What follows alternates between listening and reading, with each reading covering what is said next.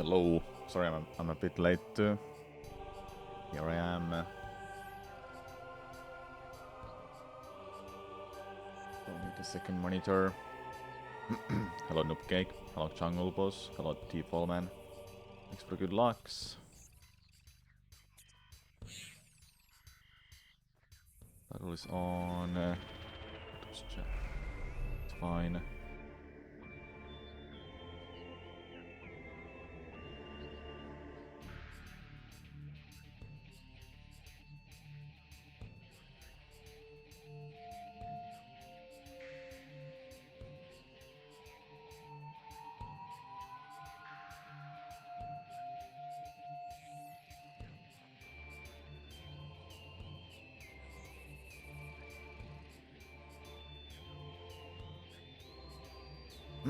Alright, let's jump right into the runs.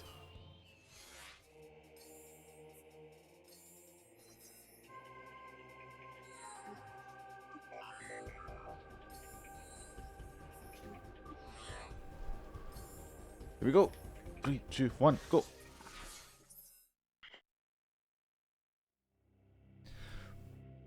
How's everyone's weekend been?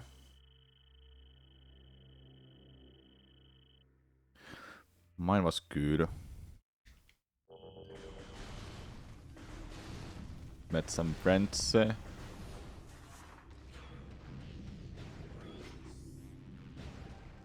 some games with them.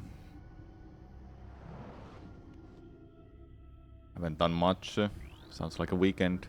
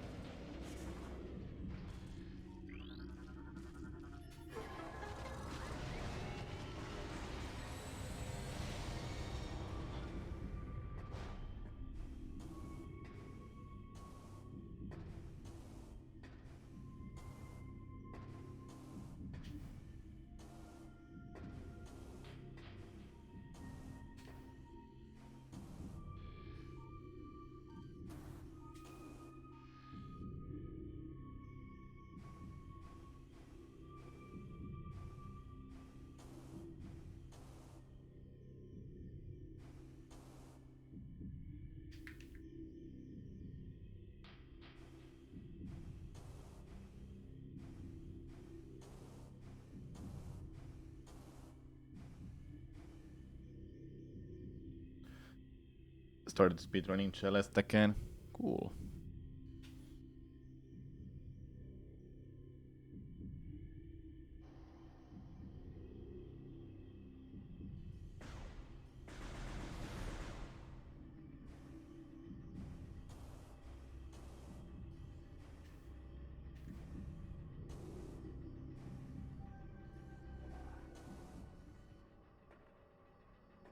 I tried speedrunning Celeste and playing it more, but it was enough for me to just beat it once, honestly.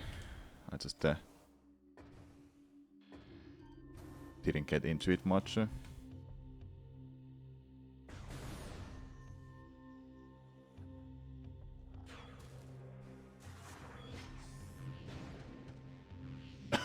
It's a good game. Not my kind of game I wanna play more than just beat it once.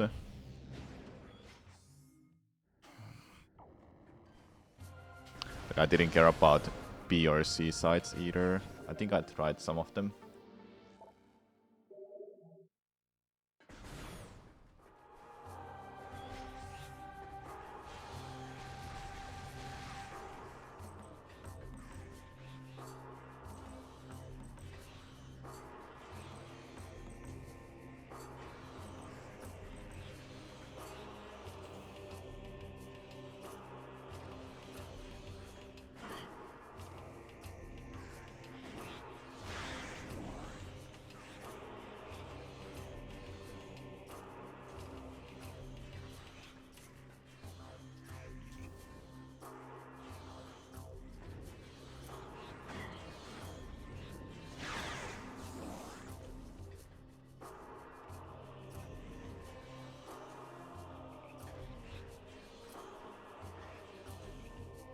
Ah, so close.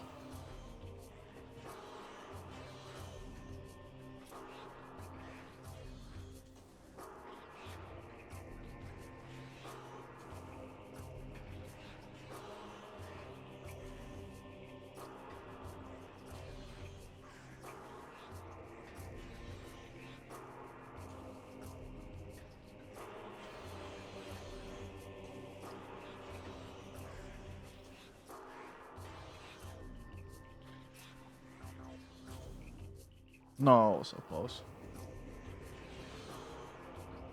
I don't remember what minor report says the T-Pullman.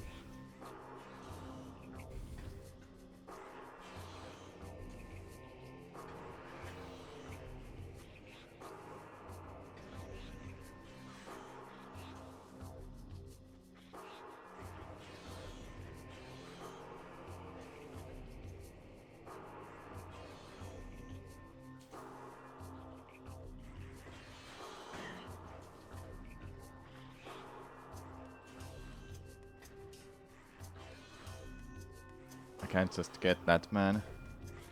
Thank you, Tilduns, for the good luck.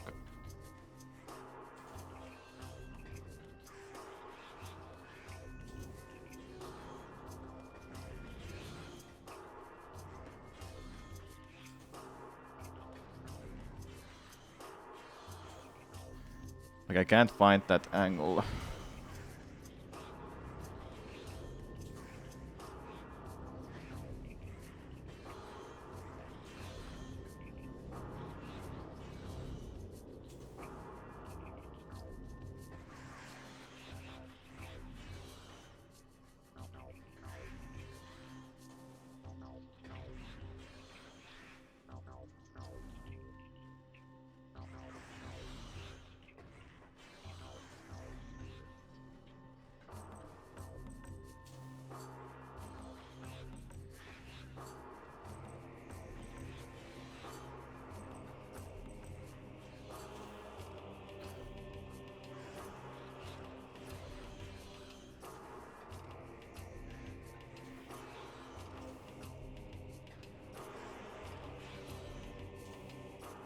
Nope.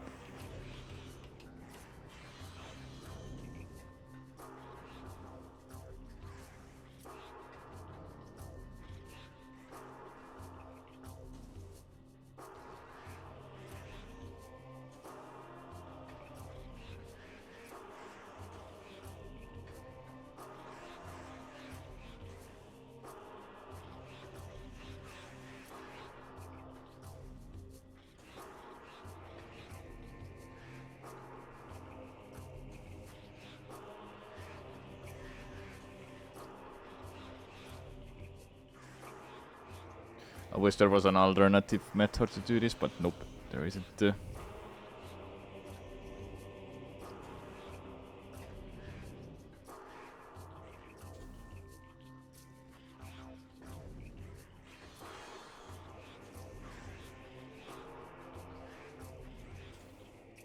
Just can't do it, man.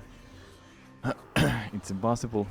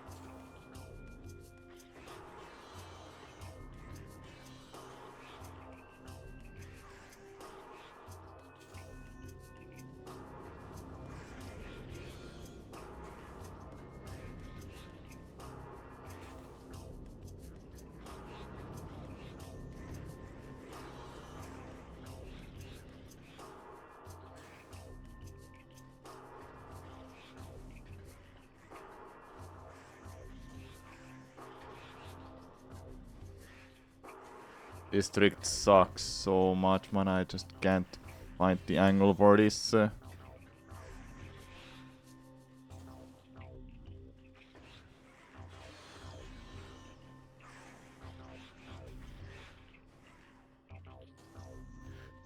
One of the worst out-of-bounds sections of the run is just getting out of bounds. Going through out of bounds is not bad at all. But just getting there is so stupid. I have to make a slope jump and just hope that I slide far enough so I gain enough distance to jump on that rock. And there's no alternative method that I'm aware of.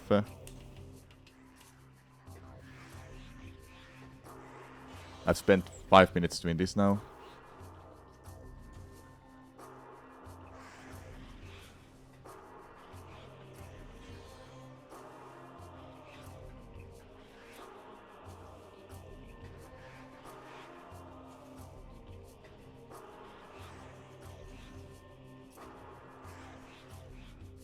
just can't get it, man.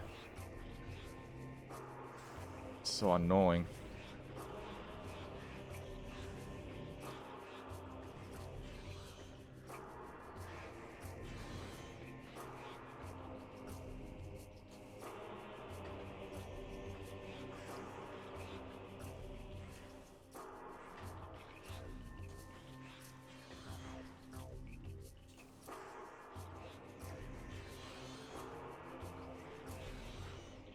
I really don't want it to reset because it's just annoying to reset for me.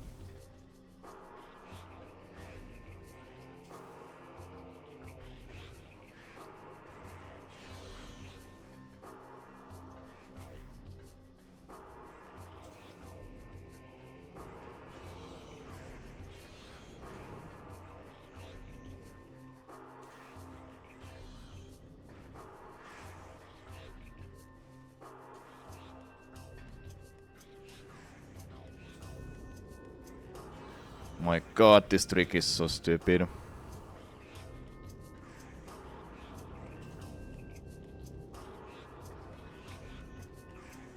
And even if I practice it, I still won't be consistent at it.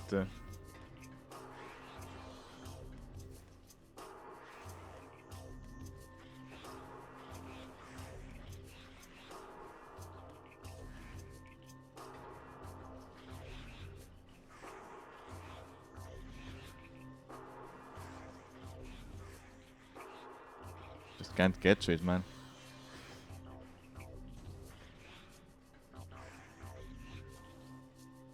I've not even been close once. That's what is making me so annoyed.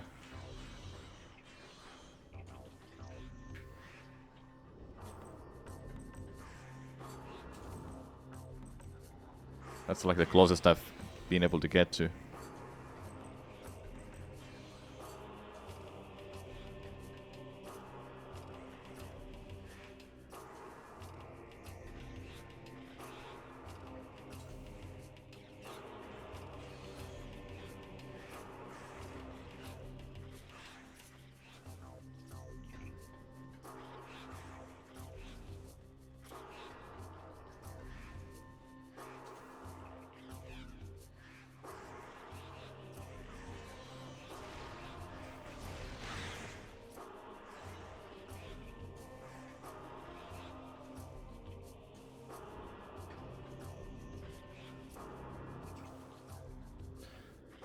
Fine, I'll reset this one, but I really don't wanna reset other ones. Okay, I gotta do this a few times before I will reset and try again.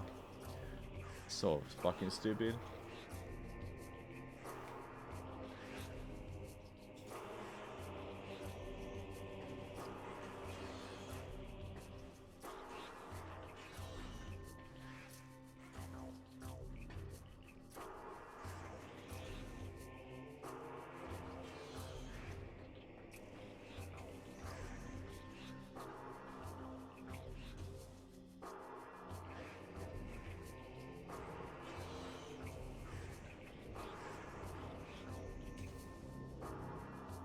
That's the closest I've got now.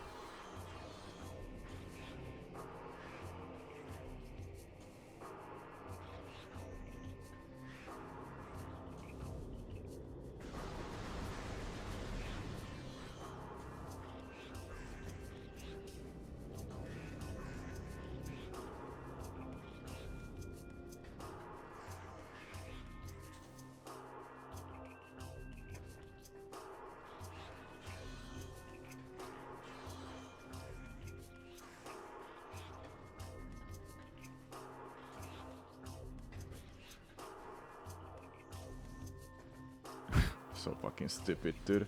Finally it worked once.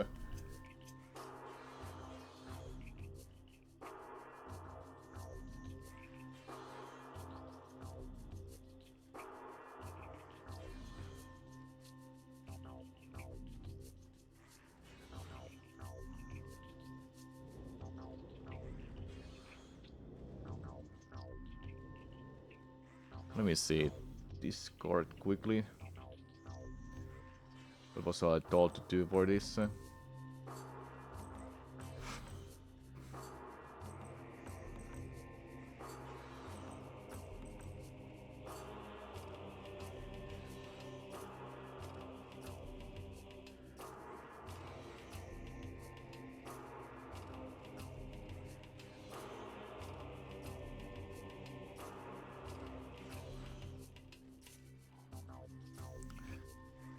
The help that I got for this jump was just get a good slope jump.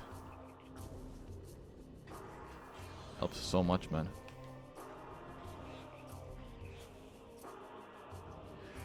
Thanks for the good luck, Just.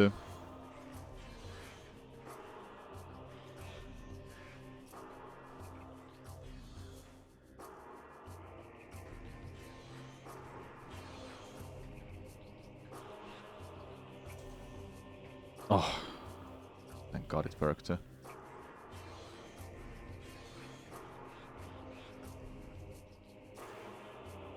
Oh, so close. Okay, I think I have a little bit of an idea what I have to do. Even then, this jump sucks ass.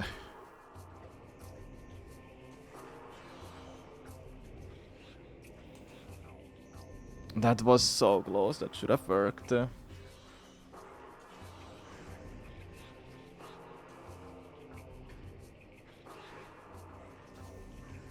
Oh, yes, it worked.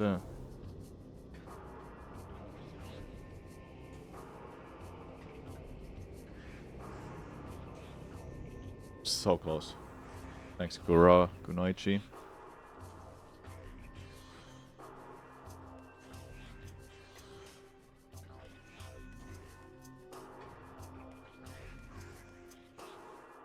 No.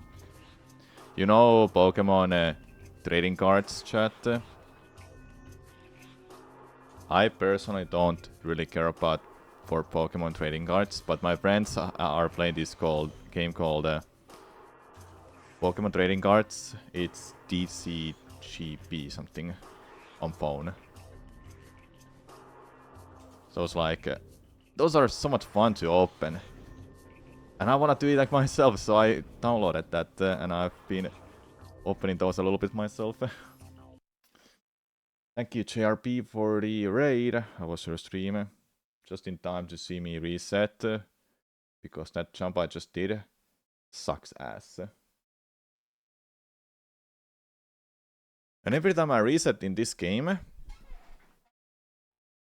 well, especially with PAL version, it boots up all the way to the Wii menu. And the reason is that I opened this game through a home-proof channel called Swish, which forces progressive scan on PAL games.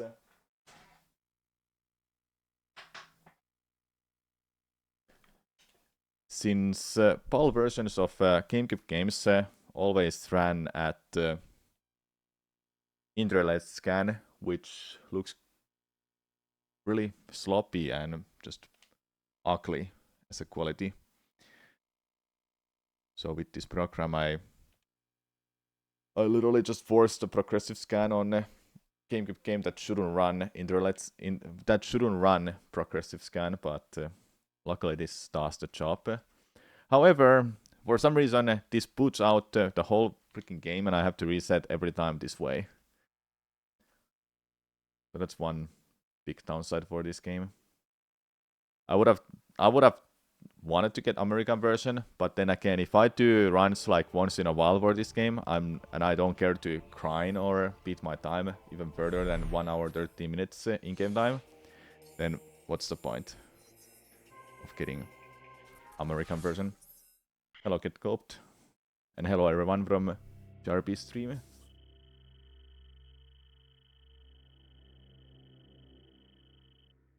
Alright, let's see if this run is better.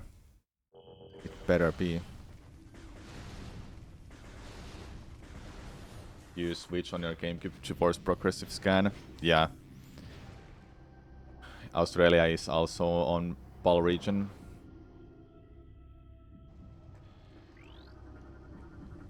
Older games are an issue for us, Europeans and Australians. Luckily, newer games don't care about it. Like everything should run on progressive scan. It may sound like it doesn't matter, but it does matter for me as a streamer and speedrunner.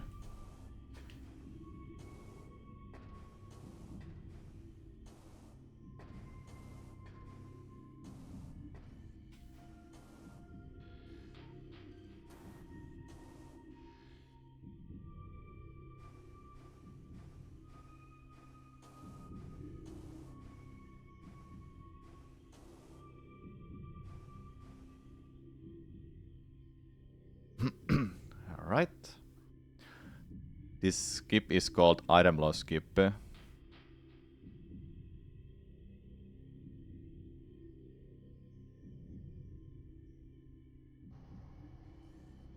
What I'm doing right now. If you played this game, you know that the game takes away your items.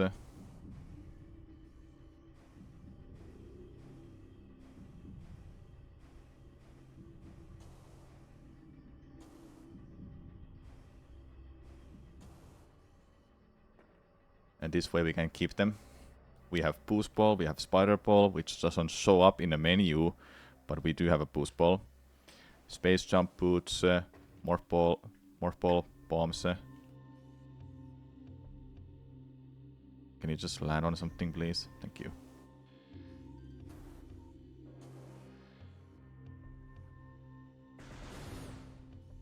That's the skip. Easy as that. I touched that door, so I can load this room, and I can go to the next room. Otherwise, this room is not loaded fully.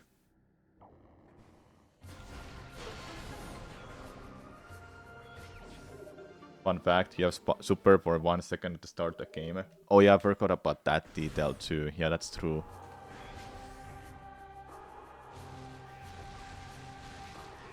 Okay, first try. That's not a first try.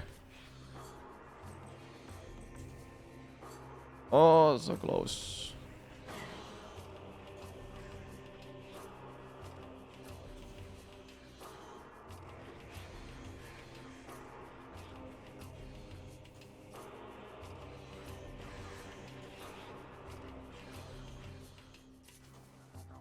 Oh, so close. That should have made it.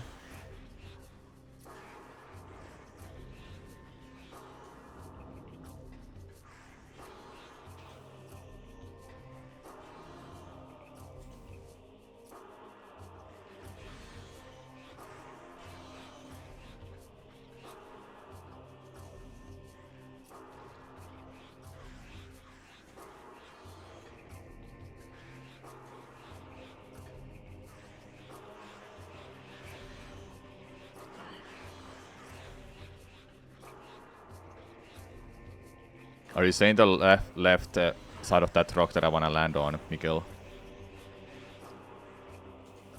So there. Yes, okay. This jump still sucks. I'm bad at it.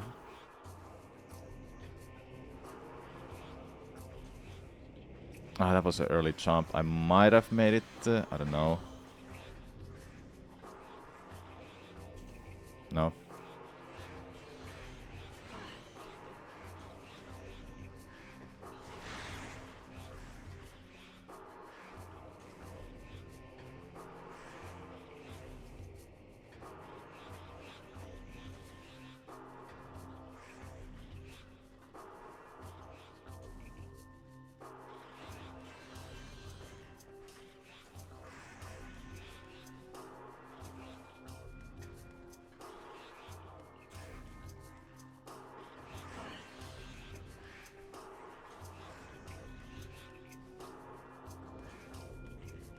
Ow.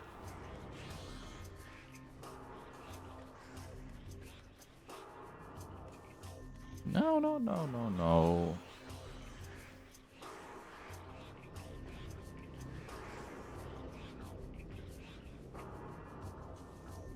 Yes.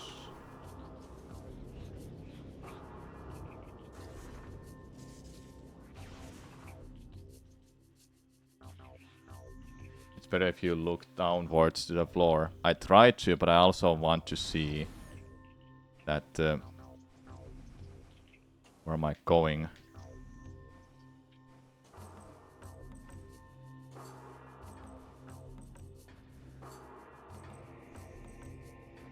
What am I standing on? Hello? Oh. Huh? Okay, there we go. Strange.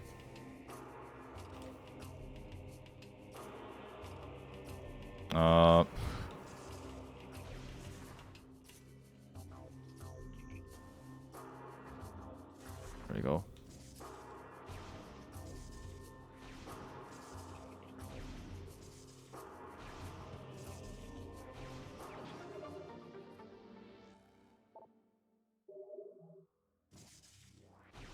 What was too far left?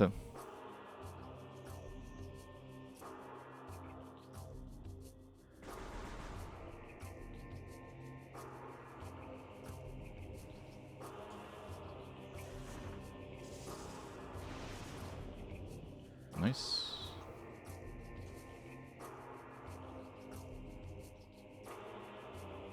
Good. Glad I know this part really well at least.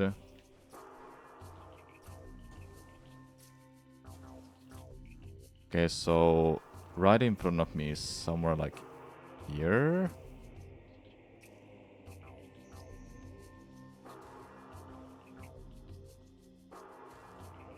This spot? No, it's not this. Oops, well.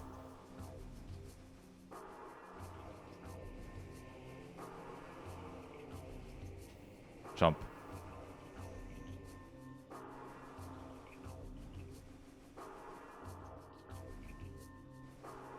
Alright, thanks for the good luck, Miguel.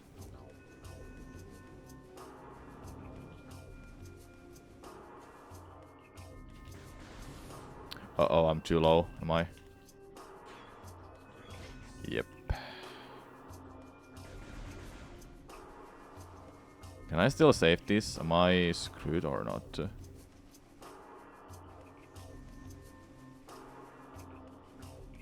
Let's see.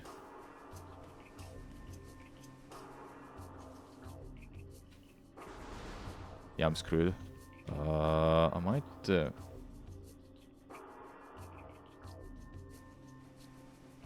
Let's see, can I save this?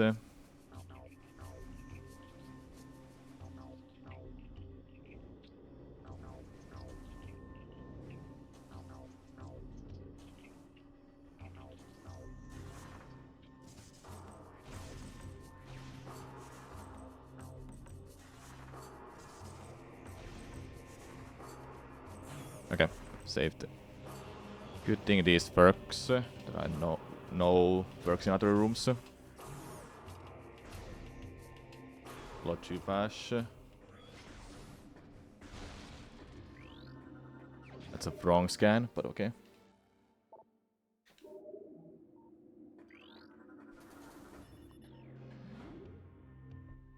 What a great start.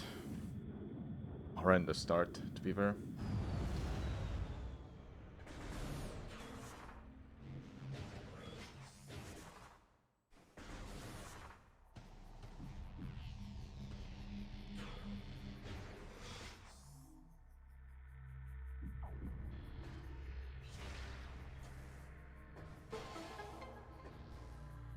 Pretty much, yeah, jungle.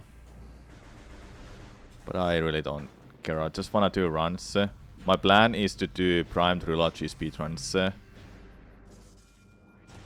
before Prime 4 comes out. And my ultimate goal, and my wish, is that I do Quadrology speedruns. I know I'm not the best at the game, but just doing these back to back, oh, that would be good. All 4 of them, 3 of them, for now, before 4 comes out. Yeah, it's good practice to jungle. Just don't wanna grind my ass off for this game. If I wanted to grind, I would have just restarted, and I would practice a lot more for these two.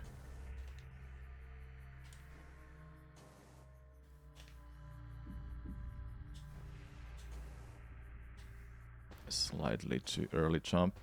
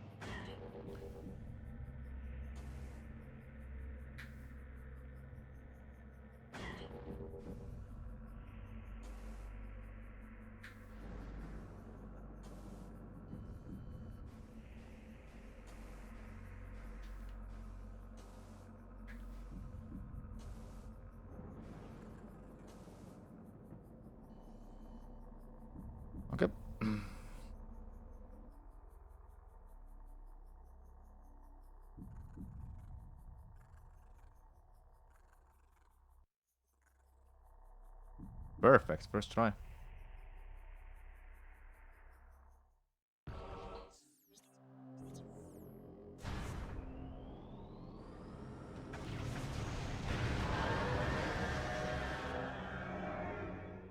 Let's go.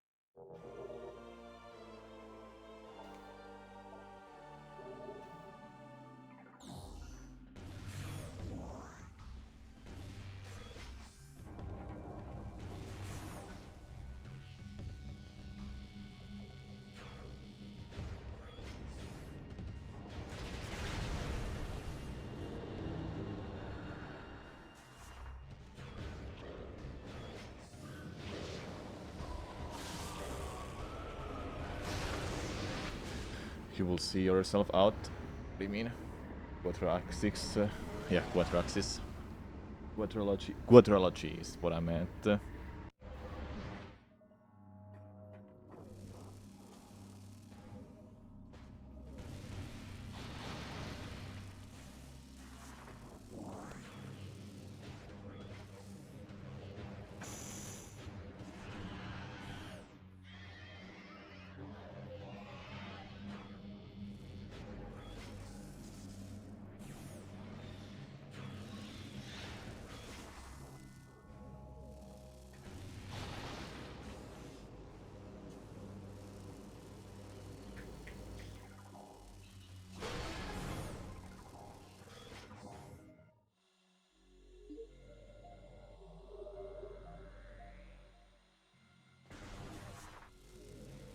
Yeah, I know I said it right.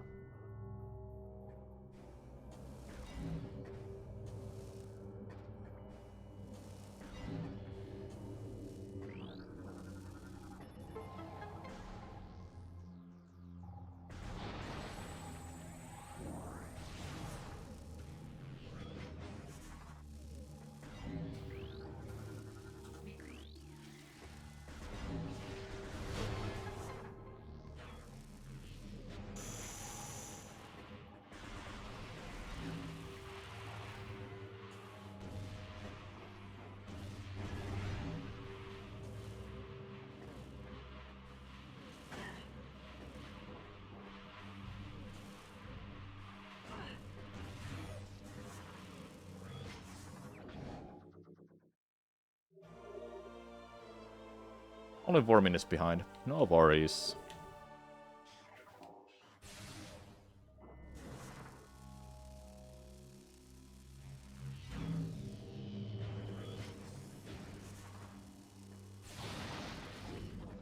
Really? I thought it would have prioritized health for me. Here we go.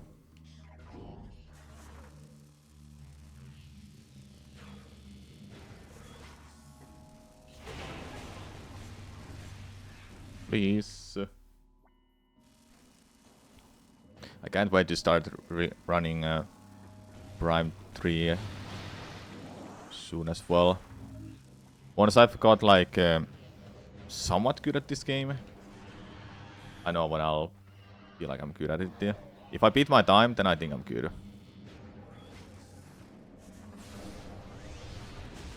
I think beating my time should be like a soft goal. And once that's done, I will learn Prime 3. Then eventually I can do Prime Trilogy speedruns. And I wanna do that way before Prime 4 comes out too. It would be like a nice thing to do like once or twice a week.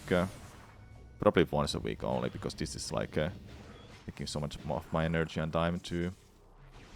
That kind of speedrun is 7 to 8 hours long right now to me. It's that long because my times are not like super good either. Also, it takes a lot of effort to actually run 3 games back to back.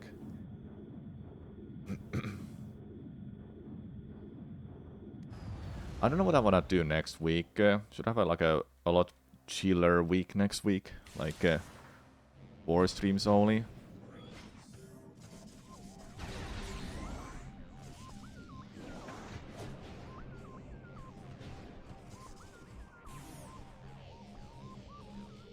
There's this one game that my friend has made like a while back. And I really want to play it out. But I don't know, should I play it next week on stream or not? I don't even know how long the game is. So I can't say it would be 2 or 3 streams only. But I want to play it.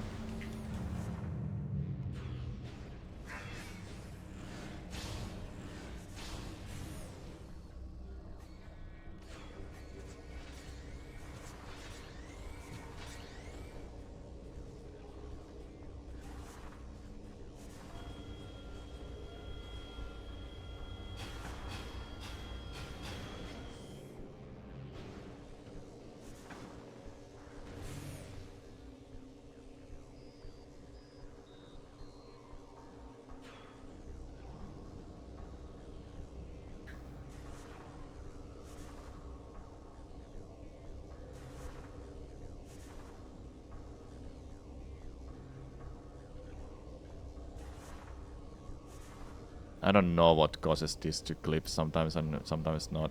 Like, where do I have to be for this?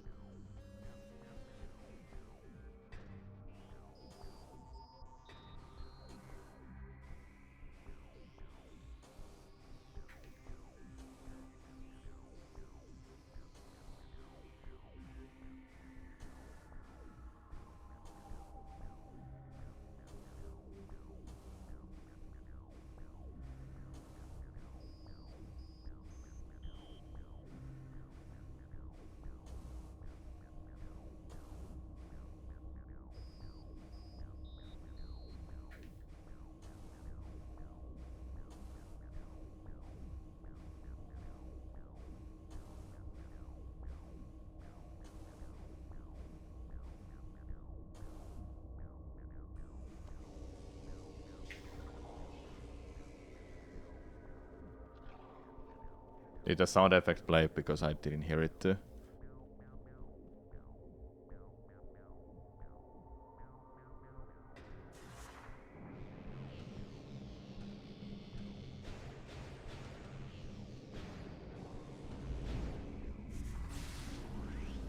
No.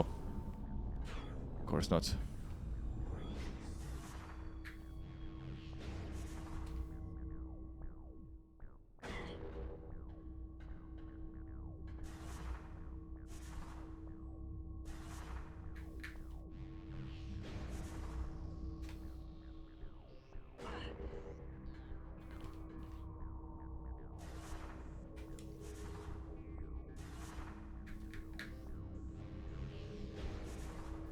Come on, man.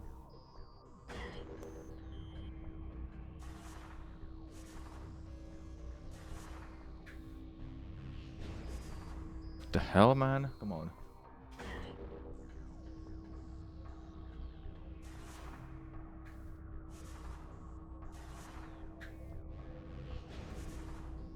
Seriously?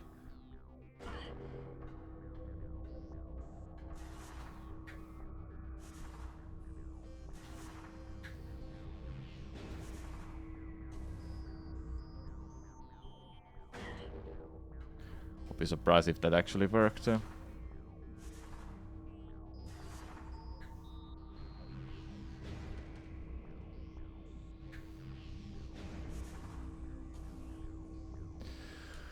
I can't keep failing it like this because I need it for next room Grand abuse. I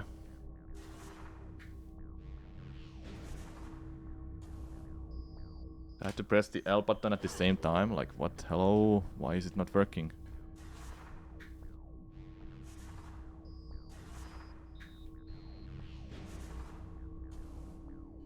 Seems like it was at the same time. Huh.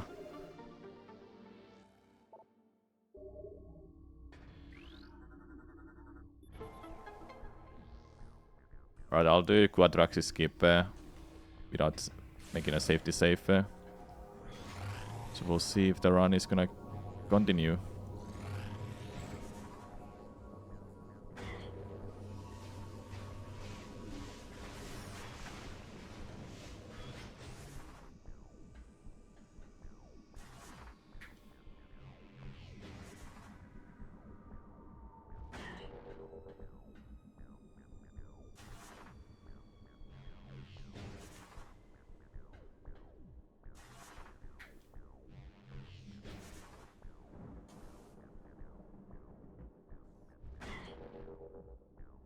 Would have been surprised if that actually made it to the other side.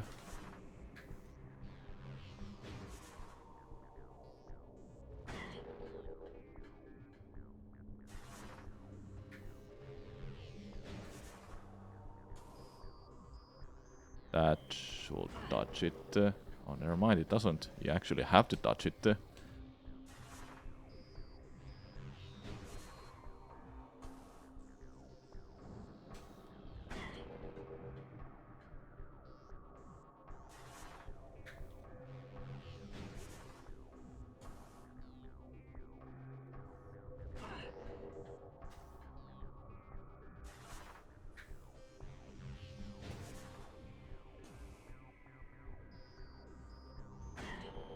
That still didn't make it.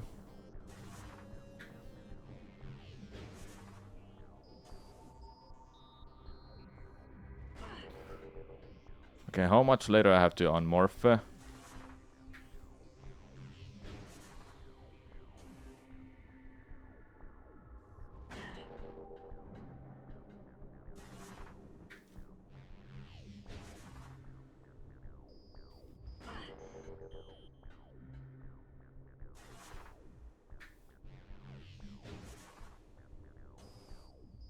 I think that's too early. It has to be later.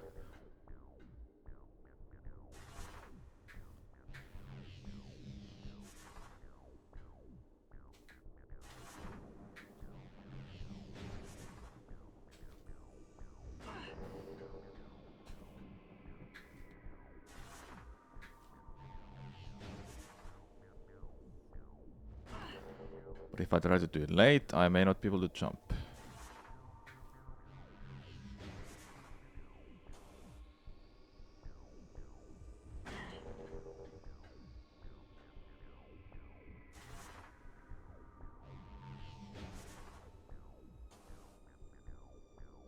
I can't just touch it, man. Like, make it to the other side already, goddammit.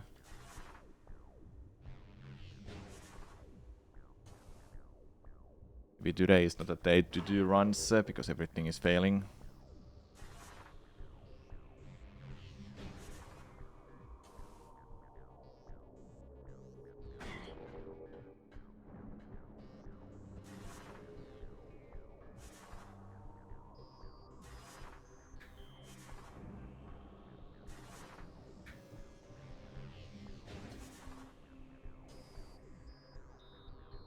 That still didn't make it. I was thinking I'm doing it too early. But then if I'm doing it late like that, I can't get a jump for some reason, even though I'm not even getting off the ledge for too long.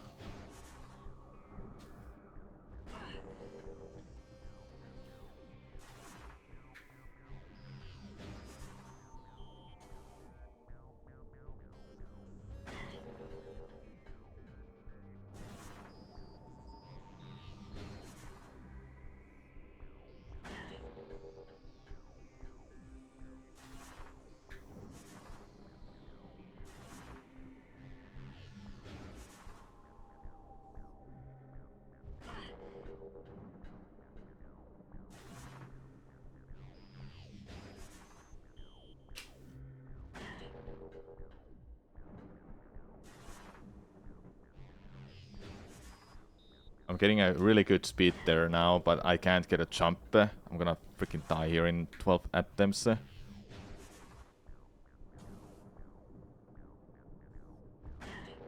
Can't just do it, man. My fingers are hurting from this cloth grip too. That won't make it. I bother.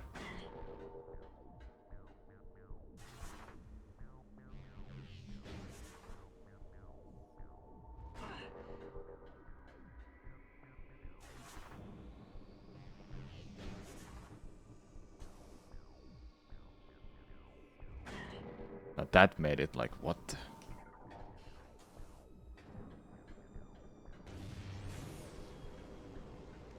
I don't even know what is a piano creep.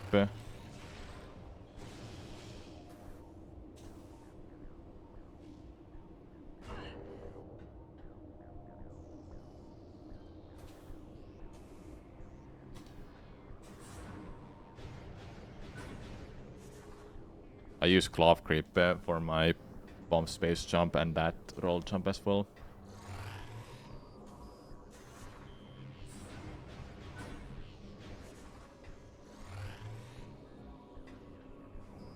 I wouldn't be surprised if I'm gonna die here soon.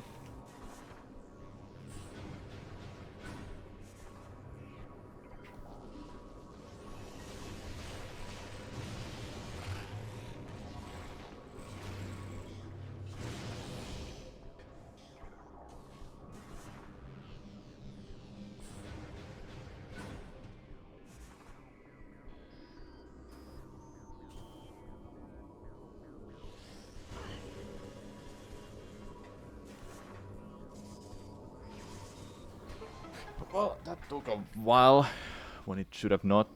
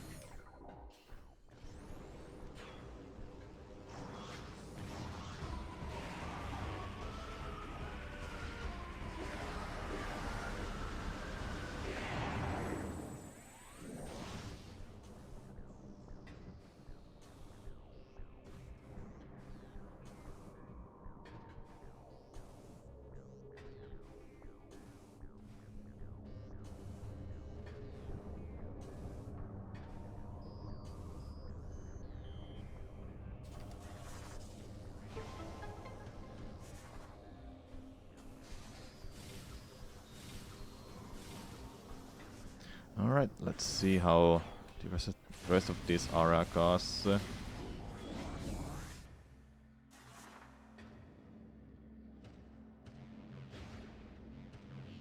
I may mess up Quatraxis skip, but we'll see.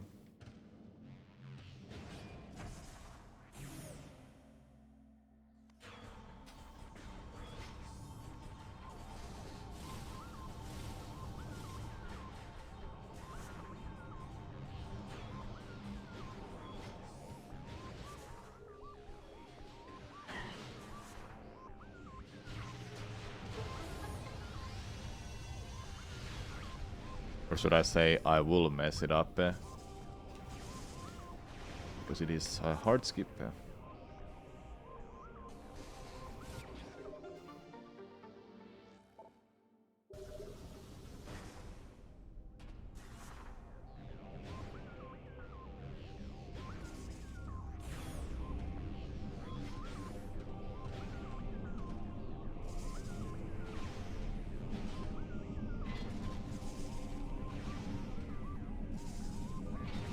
Good thing these things are happening to me, not like these mistakes. Then I know what to work on if I wanna get better at those and fail less.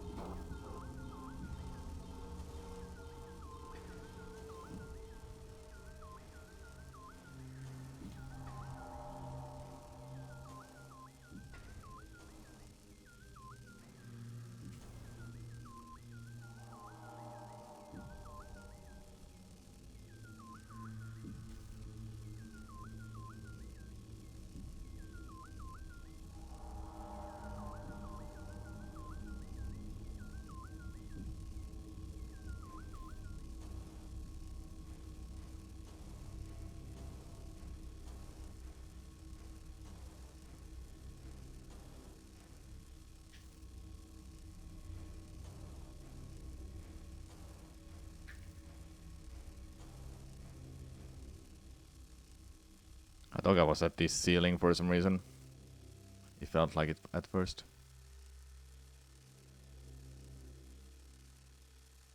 I still got time, no worries.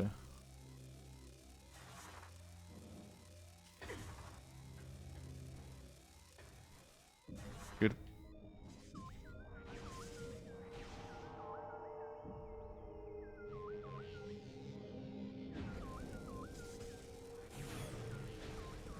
Okay, first part done. Gonna do the second part.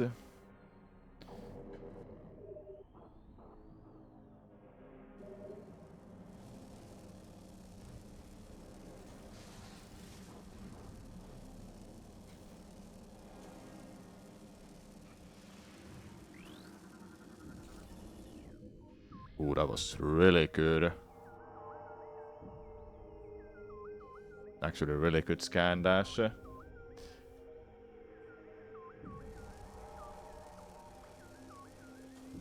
I'm gonna wait up here a second.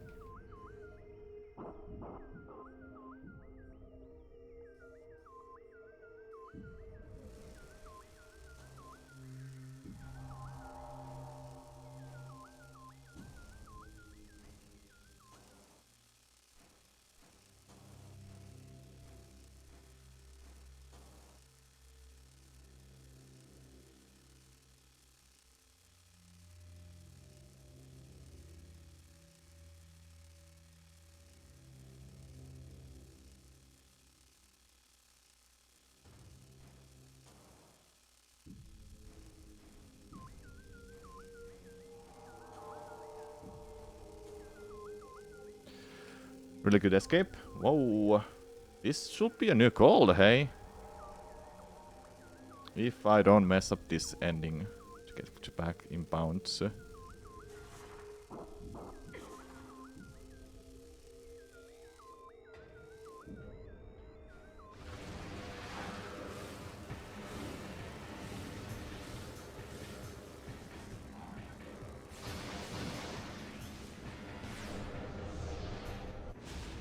First try and a gold. Gold by 30 seconds. Hey, something I should be proud of.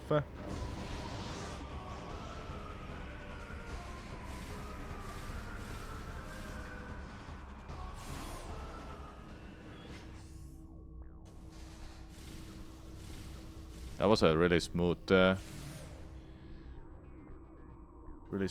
quadraxis skip.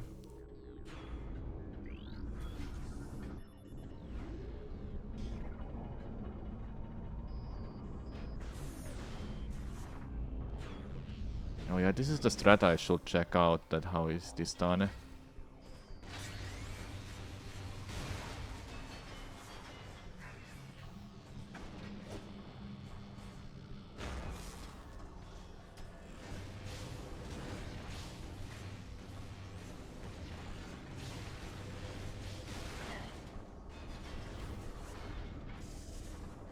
Just double checking I have a power bomb. I couldn't really explain what was going on there, but my god, there were a lot of things I was doing, like and reloading rooms, waiting for reloading rooms and things like that. That's why I was waiting at certain spots for like a few seconds before I continued. Because bigger the room is, the longer it takes to load. And some rooms have like proximity loading or whatever that is. I don't know how to explain it, but there's specific reasons why I will wait out on continuing.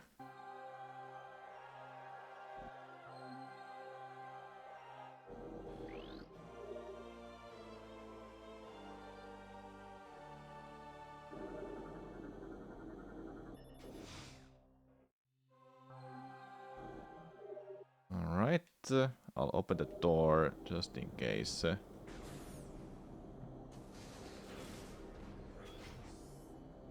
make sure the room is actually loaded, because I've been having some issues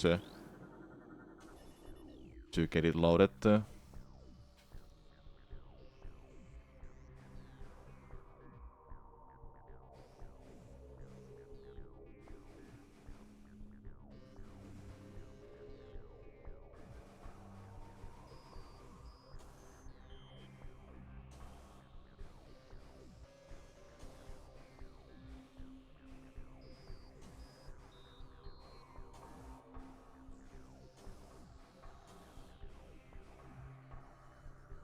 Good. Now we're going to load. Get this just in case. That if I fail this, I can still save it.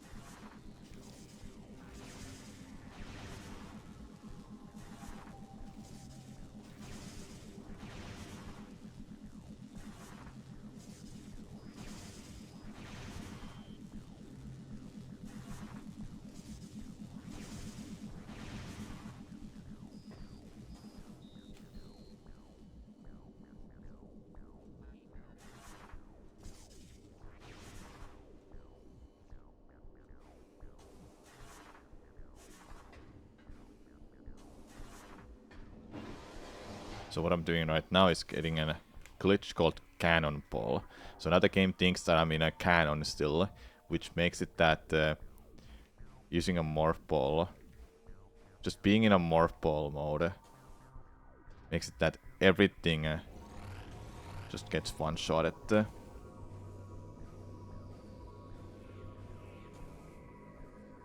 And it is really good.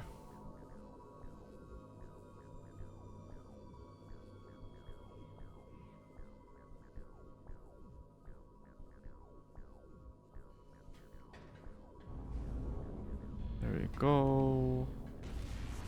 Now we're just escaping Sanctuary quickly.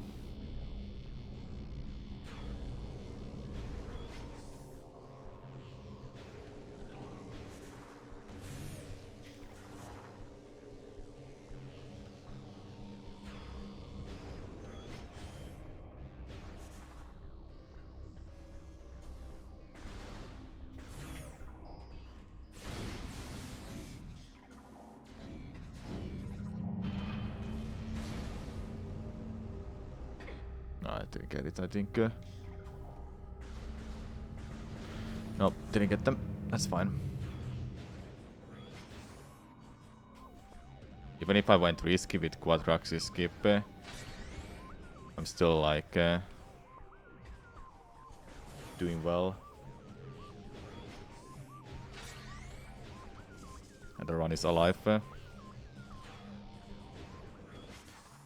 If there's anything that I failed in Quadraxis skip, the run will be over. That's how scary it is. I will use a save. I will not just a save station to save progression.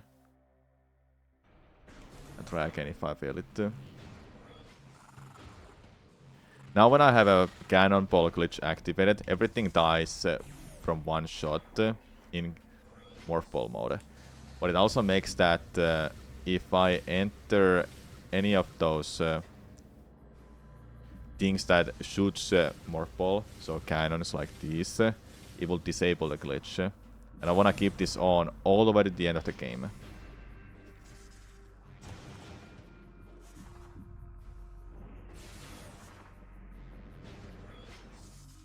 You'll see it, what for I'll be using it later.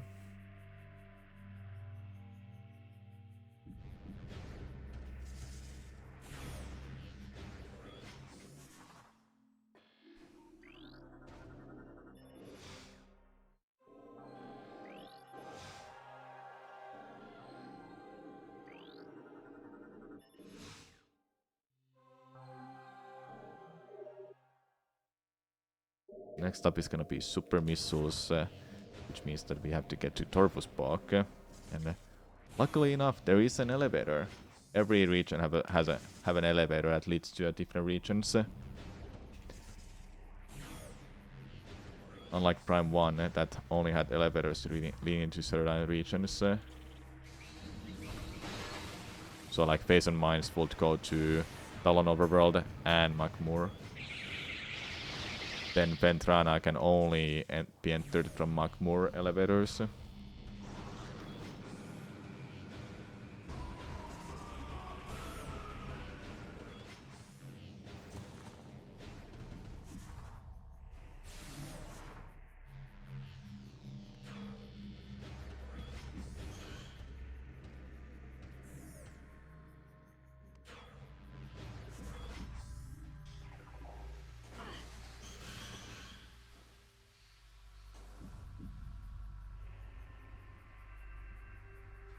Quick out of bounds. Morning matching, what's up?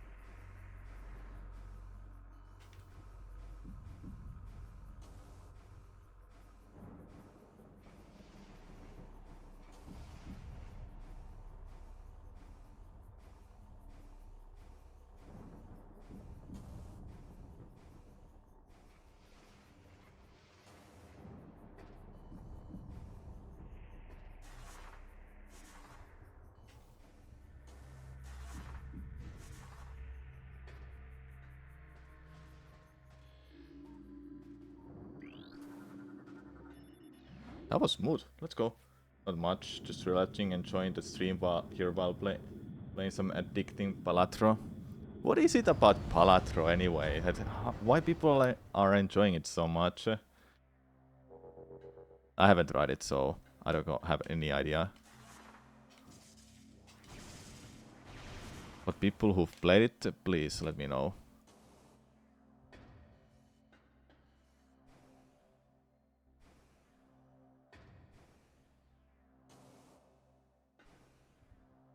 Where the hell am I now?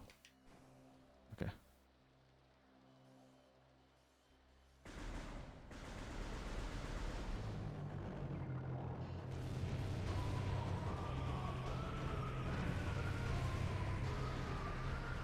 Hey.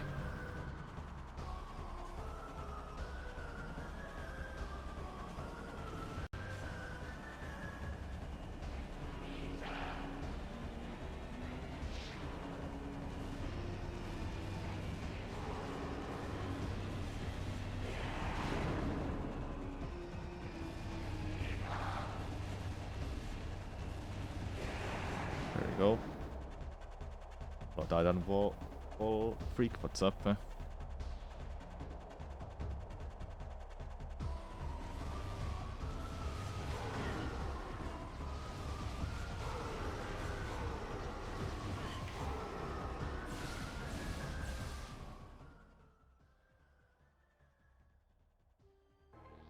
That didn't go too badly. I think so at least.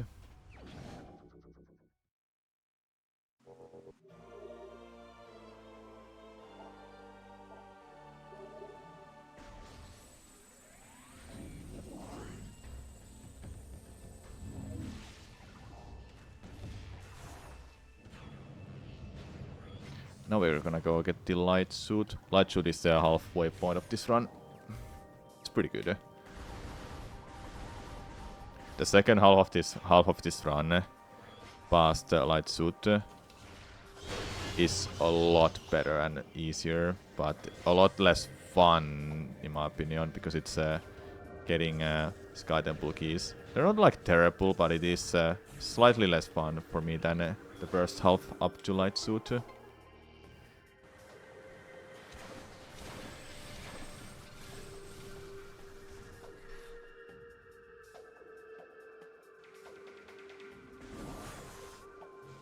I don't even know why those spawns there. Okay.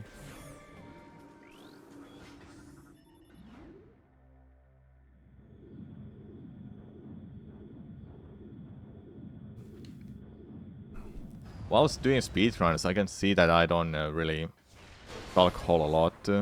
Like I have stuff to say, but I'm focusing on a run, so I don't make huge mistakes. Even then, I don't mind talking. Just don't have stuff to say, really. Well, the usual thing in my friend's place, we were playing Wingspad. That's like the bread and butter of our time spent together. I didn't win, unfortunately.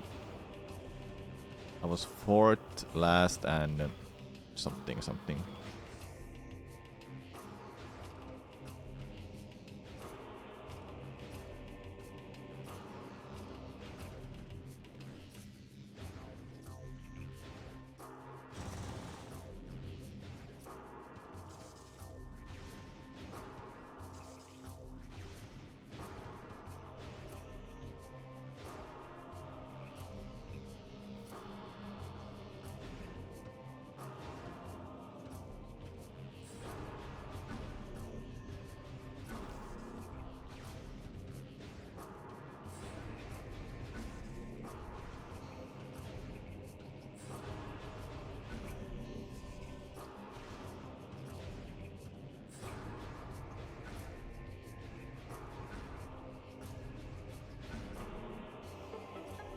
Right.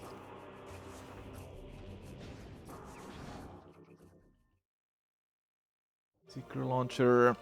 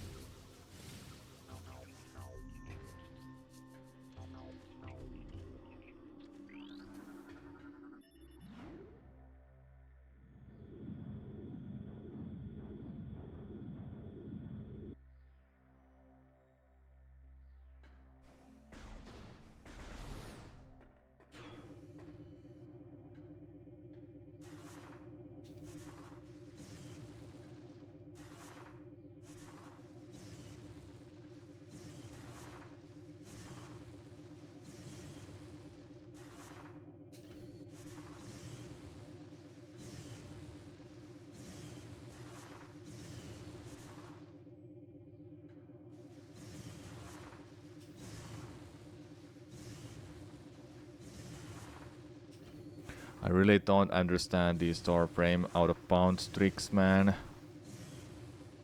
I'll just spend my time trying to properly understand them. Sometimes I clip and sometimes I don't. And I generally don't have any idea how this is supposed to work consistently. I can't go too far because it's not gonna clip then. Like if I go like here, it may not work. Yep, too far. The thing is, the game thinks I'm in a previous room still, but I'm not. So it tries to put me back in a previous room. That can cause me to clip out of bounds.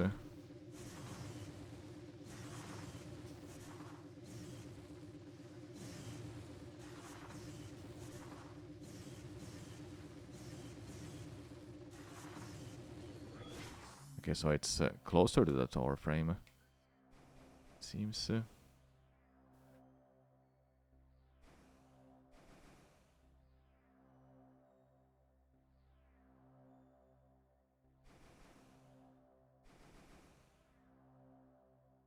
I'm waiting for Samus to rise up on Ether.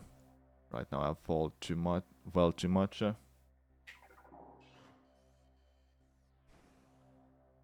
I can see I'm racing by looking at those pixels at underneath the fall.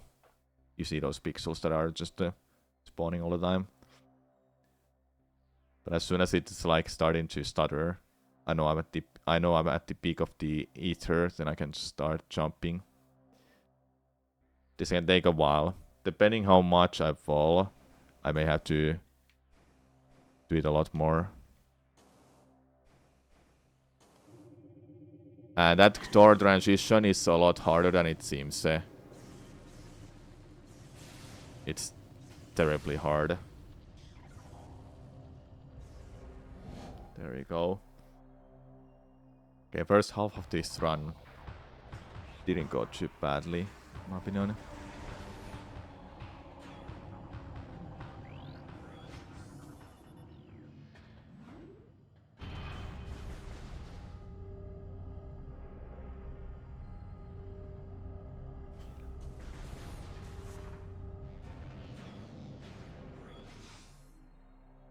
Alright, light suit time, then we're going to Torpus Park. Prime 2, more like Prime Poo. What do you mean, French? It's a good game, hey. I won't even argue it's better than 1. In a lot of cases. But Prime 1 is just amazing. To me still. I can say though, safely, that for randomizers, Prime 2 is a lot better. But Prime 1 is also good, but Prime 2 is just better. And for speedrun, Prime 1 is the king.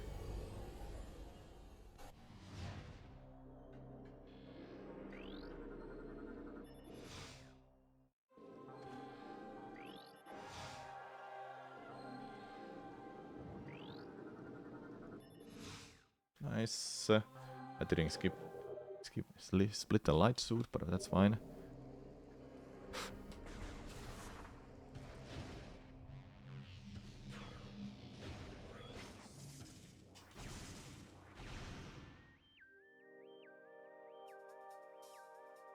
I wanna take a small break after this. Let's continue watching that Goomba video. We've been watching for like a couple weeks by now.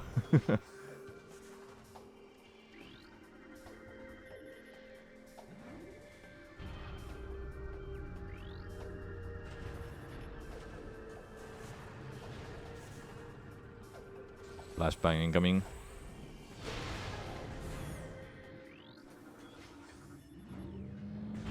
You love the Metroid Prime series?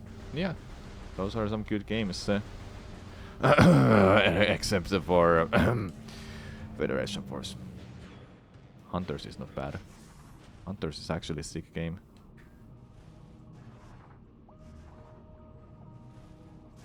Oh, second try. Let's go.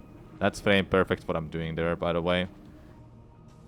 Just so you know how ridiculous that is. And the game runs in 60 frames per second.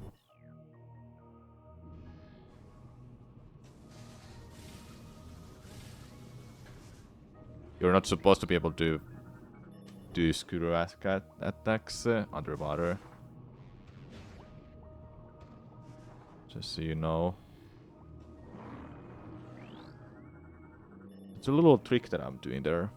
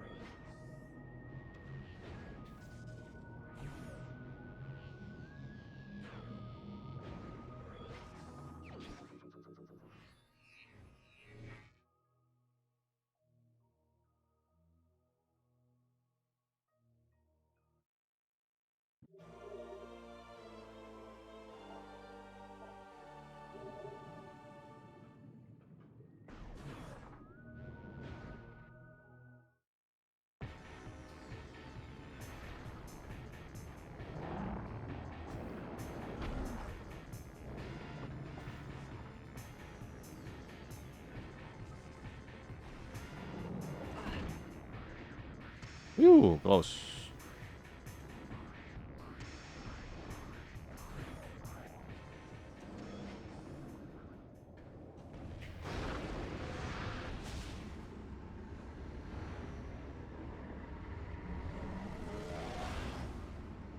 I think the idea of Federation Force is cool. Like if they could make it less GP looking and more like Prime series, it would be kinda cool. Yeah, well, I can't say much about the game since I have not played it. Maybe at some point I'll play it. Oops, too early.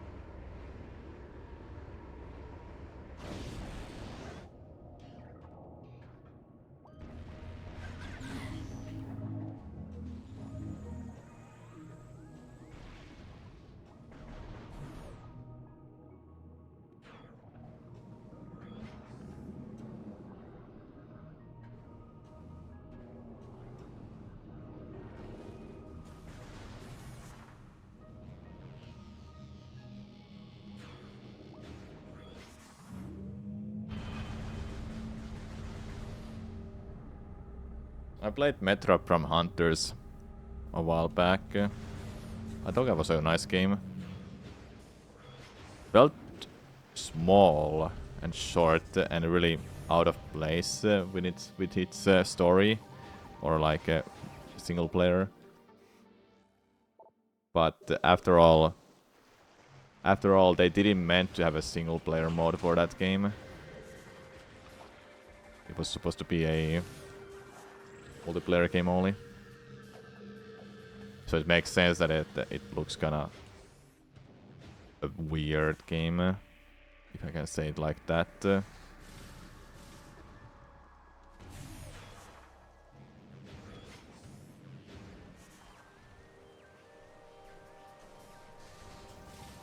Oh my god, how did I mess up that? Get up there.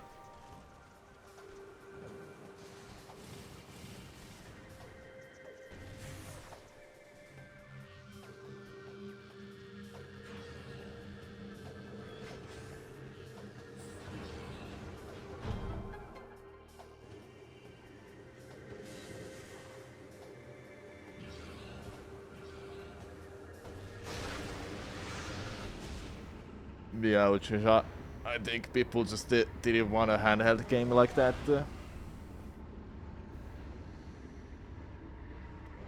I really can't have an opinion on it before I played myself. I just heard it's bad. I've just heard bad things about it. Though if you have friends and you play it, then it might be fun, but yeah, I can't say much, personally. Wrong game, wrong time. Yeah.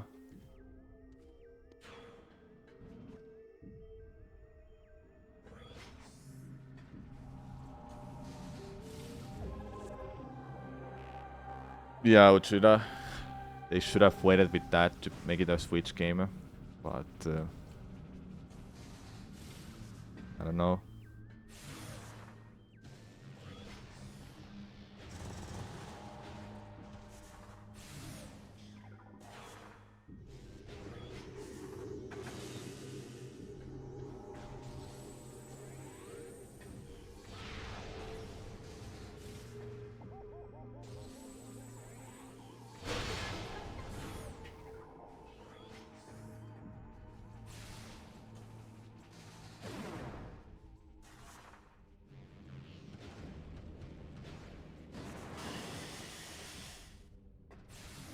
I need some missiles badly.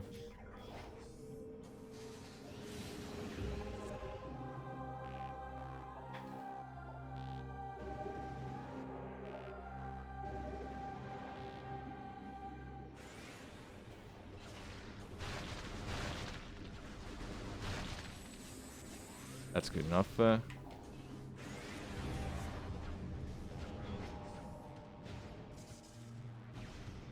Do you think I should play chat before Prime 4 comes out? What do you think?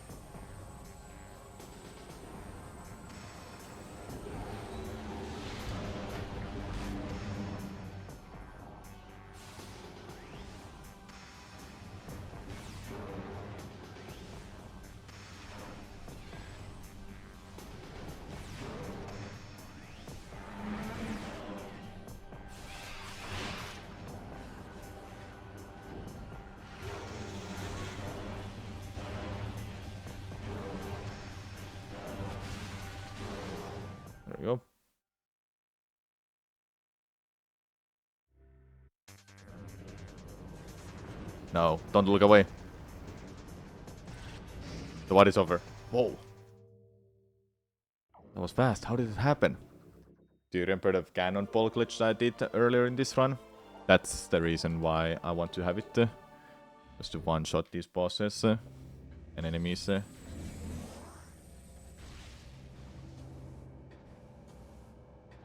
I can give it a try. If I give it a try, I would like to beat it too. If I play Federation Force, then I played all of the Prime games. All of the, well, yeah, all of the Prime games, but I've played all of the Metroid games. Oh, I have to freaking activate that? God damn it.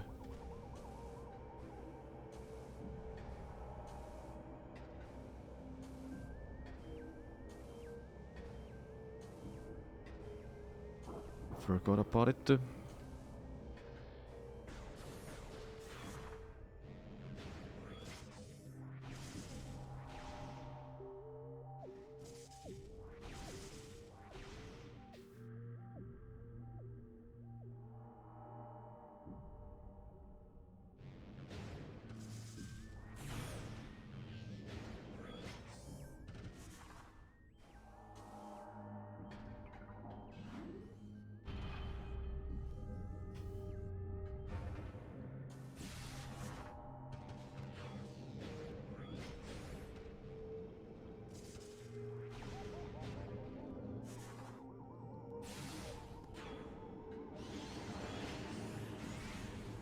Very back of the room I have to hit instead.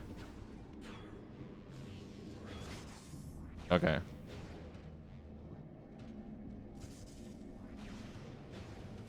So you don't actually have to activate that.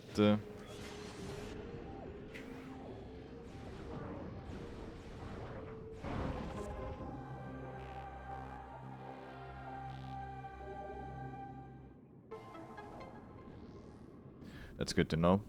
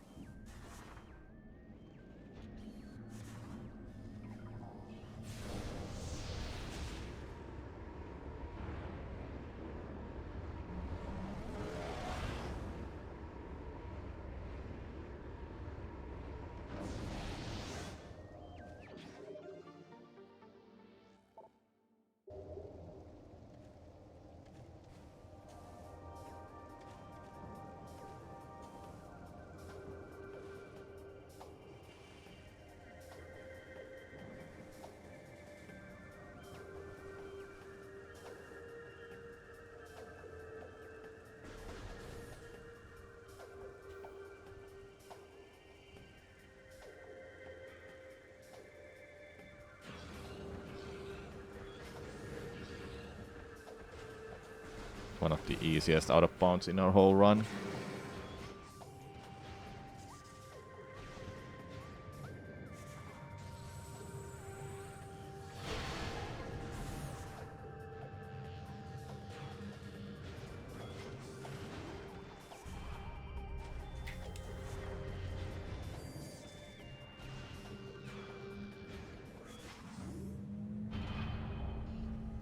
I wonder when the Prime 4 is gonna be released.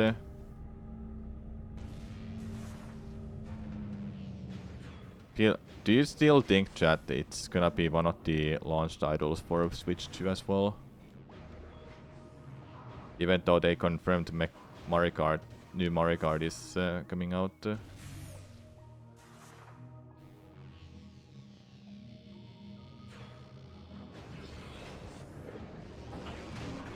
what is that lag? Holy damn.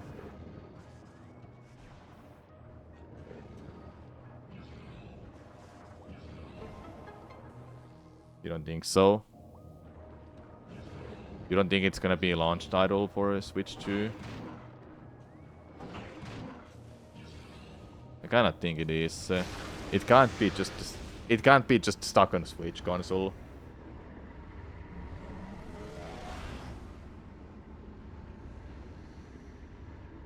No, No, Pokemon will be huge launch title. You have no idea how big Pokemon actually is. People love Pokemon.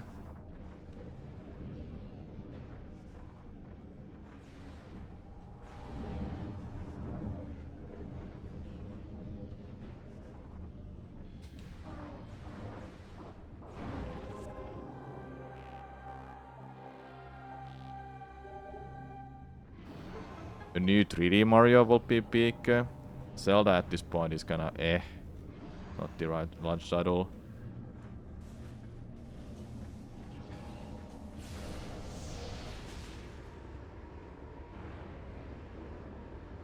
Yeah, just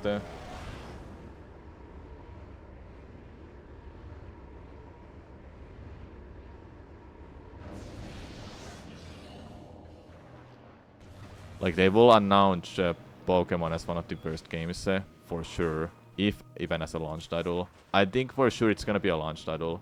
It's just way too big for Nintendo to ignore.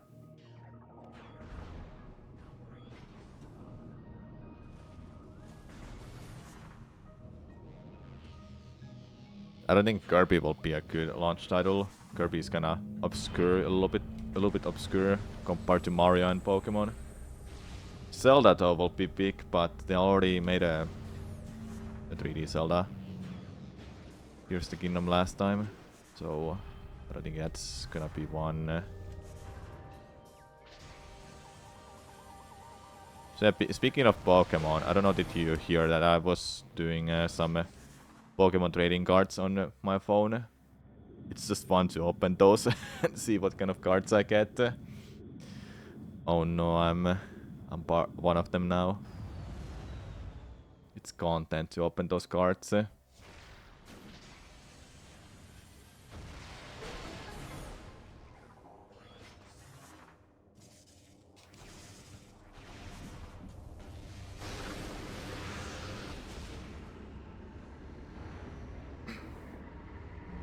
Nintendo's biggest IPs in order are Mario, Pokemon, Zelda, and possibly Splatoon. If any of those is announced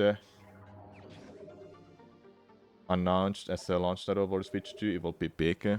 Yeah, I think Mario Kart is still a good one. That they're doing that digital cardboard gambling. It's DCGC something trading cards.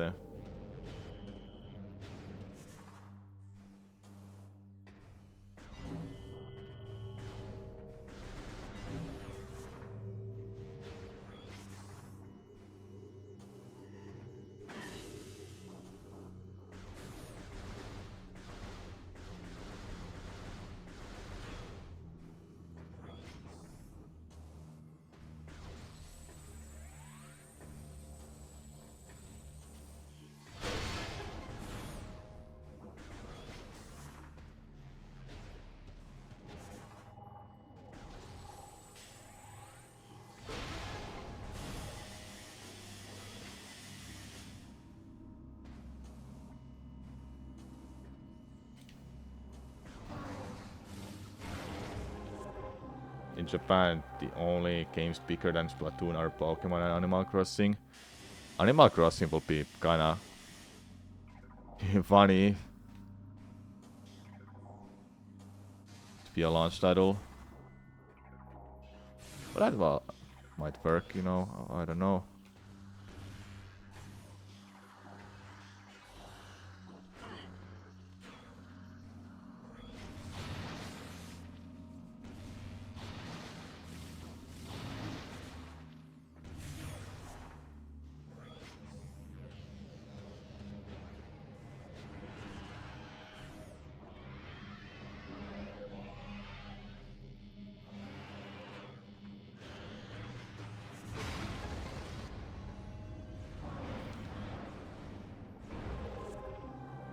There's a rumor that they have been working on a new Animal Crossing for a while.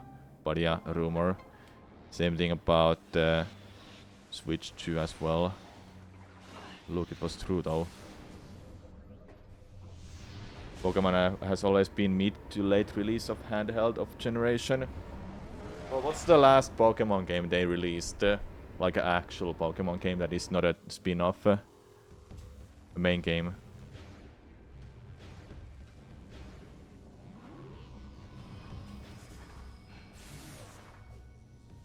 Pokemon Scarlet and Violet.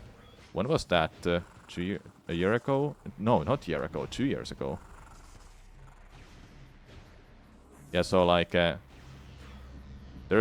have already have Pokemon something. Pokemon Arceus, was it 2022? Yeah, they already announced that there's a new Pokemon game coming. Z and A or what was it? So they have that coming up next.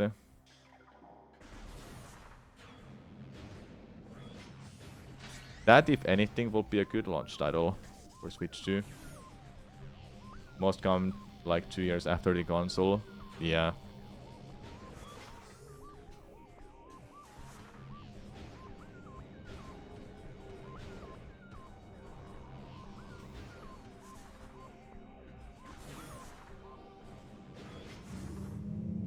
Working with the Pokemon Company International was your first job in the industry, 2013. Ooh, nice, Sepason.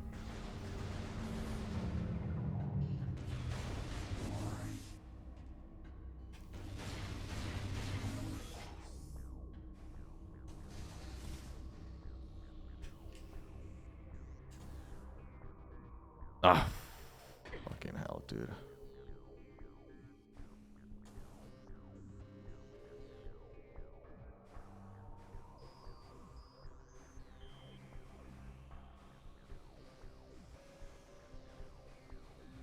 Can you please jump?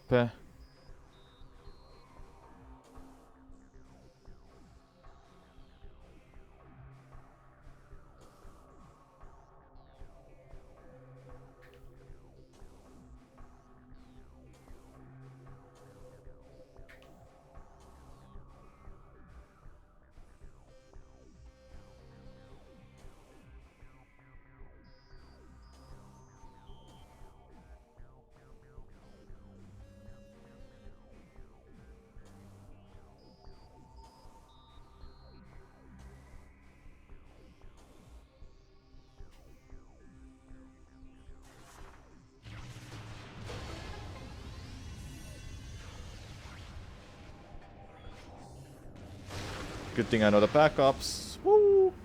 You'll dare to say Pokemon makes more money than Mario at this point. They could announce a new Pokemon game at any time and it will be easy crap for Nintendo. Yeah, well, the thing about Pokemon is that there's so many accessories. They've done so many. Like, there's plushies of literally every Pokemon you could even think of. Not like some new gens yet, I think. But the point is that there's just so many accessories for Pokemon that I can't even believe Mario will be more selling for Nintendo than Pokemon. Go.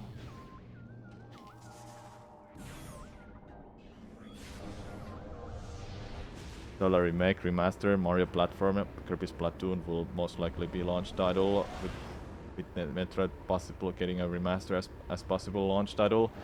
No, I really think that Metroid Prime 4 is gonna be one of the launch titles. If a remaster is our launch title, I will be pissed because I've already played a remaster. I've already played a game of that. Whatever is getting remastered. I want a new game. I don't want remasters. Like, god damn it, man.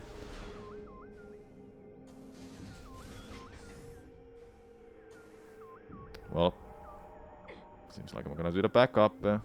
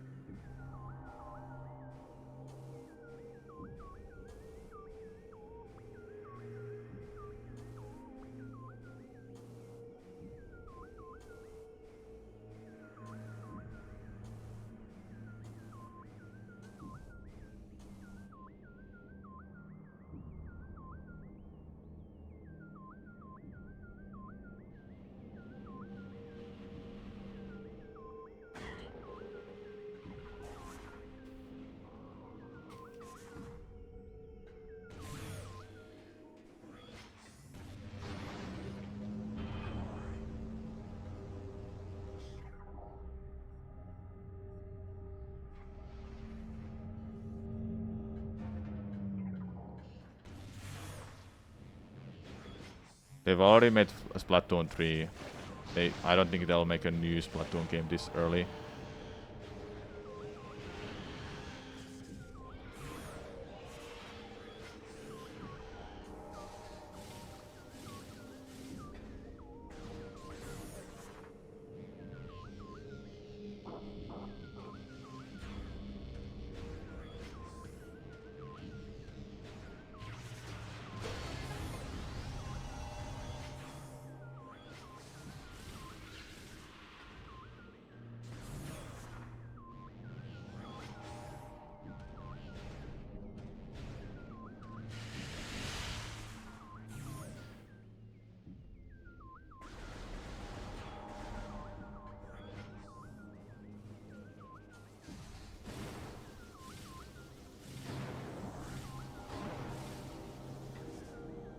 Right.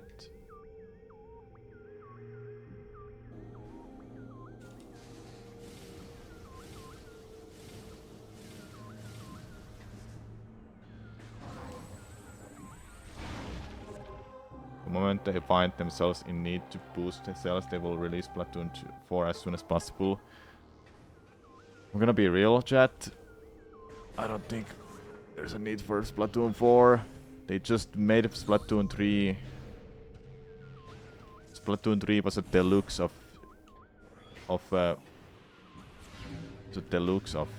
2. I'm saying this as like an anti-fan, but that's like literally who I am right now for Splatoon, because I really don't care about that franchise right now. I don't know why. It's a fun game, but it's a fun franchise. Don't get me wrong. But I think I just burned out way too much from that first game. I didn't care to play second and third too much.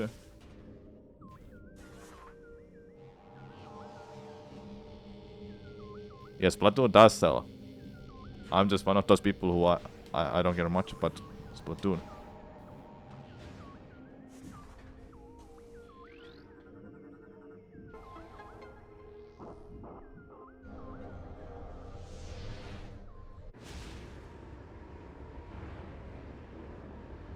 They did say they intend to make more games after Dread back when it came out. You mean for Metroid? Yeah, they should. They're freaking holding on to doing anything with that franchise still. New story. Yeah, Metroid story should be done now, so there should be more games, you know. Hopefully.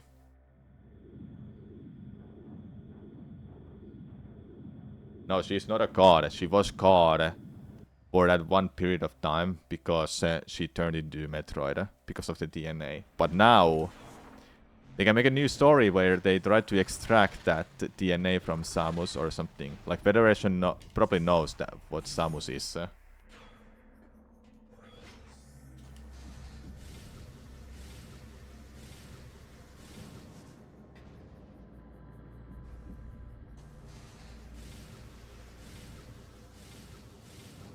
Yeah, taking away her powers.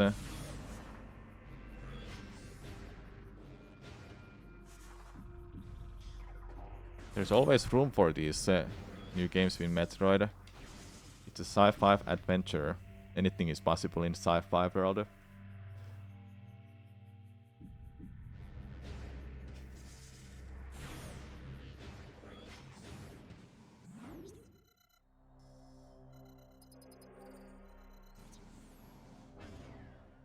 Fusion Remaster as a launch title. I don't know why I spelled that, but I'm getting so pissed over like a remaster as a launch title. It would be cool, but I want a new game more than I want a remaster.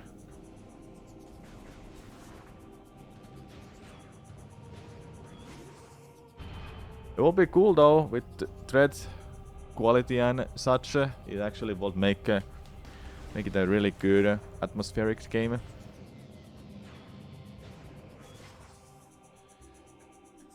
But man, give me more new games.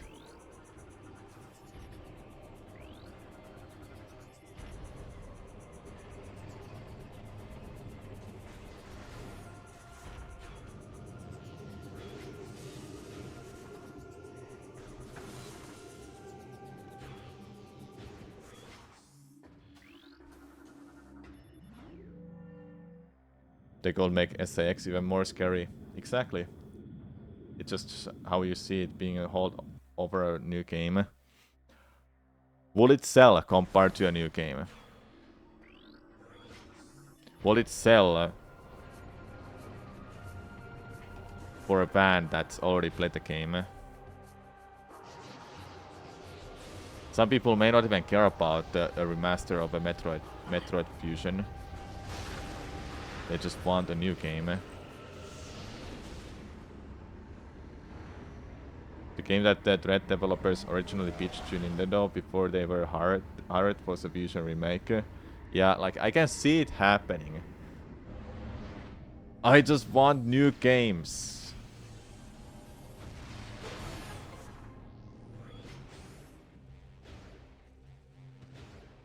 Where's the originality at this rate these days?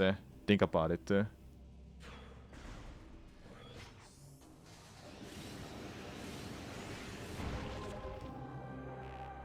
think Fusion will stay 2D's perspective like the other main line. Yeah, I feel like it will.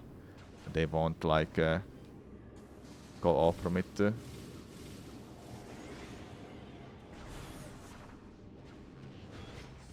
People were talking about the HD port of the Wind Waker and Twilight Princess for like eternity, and it didn't happen for a Switch life cycle. Switch 2 is on a horizon, and I don't think they'll release those ports anymore. Those will be cool, but yet again, it will be a remaster of a remaster. It's already HD released. It's already released as an HD game for Wii U. Then they will remaster it again with slightly better quality, I guess, for Switch.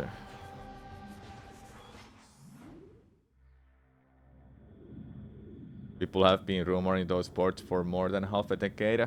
People have been rumoring about those for like whole freaking life at this rate. They rumored about Prime Remaster 2. Well, Prime Remaster happened, but the whole trilogy? Nope, that didn't happen. Not yet.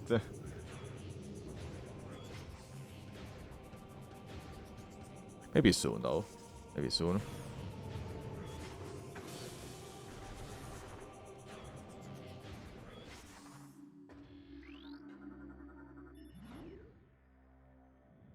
If we get another Breath of the Wild Tears of the Kingdom game, I'm gonna scream. I do not want an open world Zelda game. I wouldn't mind an open world Zelda game, but I don't want the same kind of game that is on the same map as Breath of the Wild and Tears of the Kingdom. If that happens, I would honestly just skip that game. I don't want to play Breath of the Wild 3. I want a new open world Zelda game. Though I would wish to go back to linear Zelda games, because those are the best ones, after all. Breath of the Wild is a good game, so is Tears of the Kingdom. But linearity is just a... That's the bread and butter of Zelda games, honestly, and it just happens to work. Give me dungeons, give me items to discover, give me like a piece of hearts, give me like everything that is in older Zelda games that are just gone nowadays because everything is an open world game.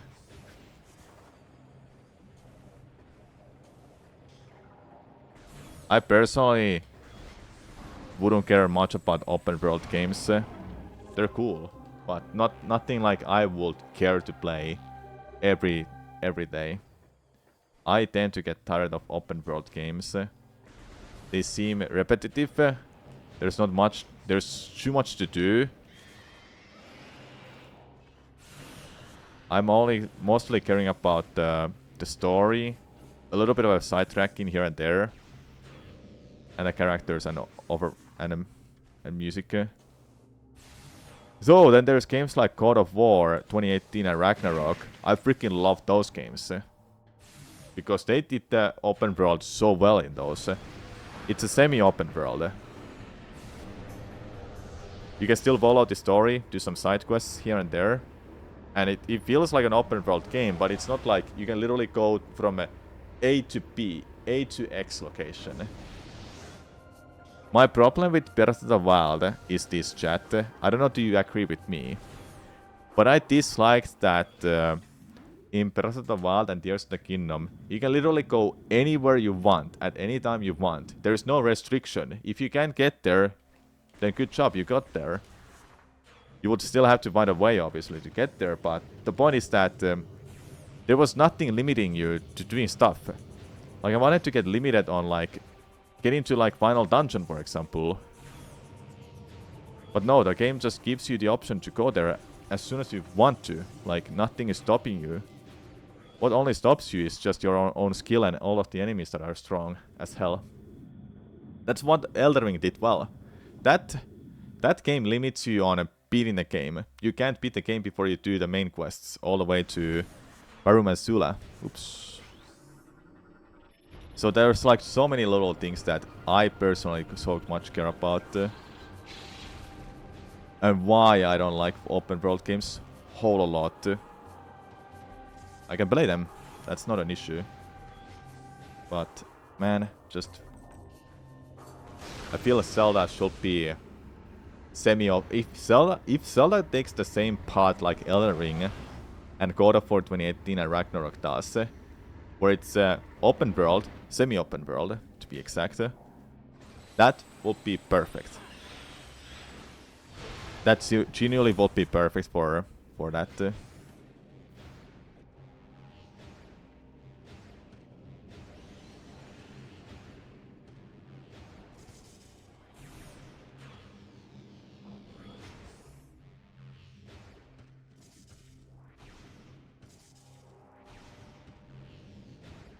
Yeah, Breath of the Wild did sell 3 times more than any other Zelda game has done so far.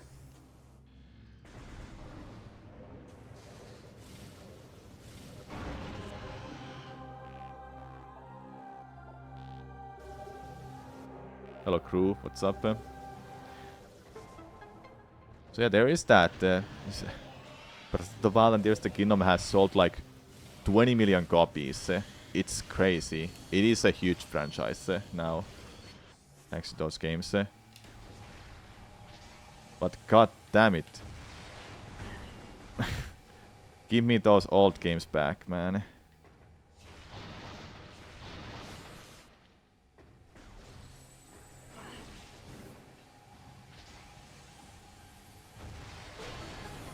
But they will probably not go back to the old style anymore. Because like Eiji Aonuma said, why would you play a game where you're so limited?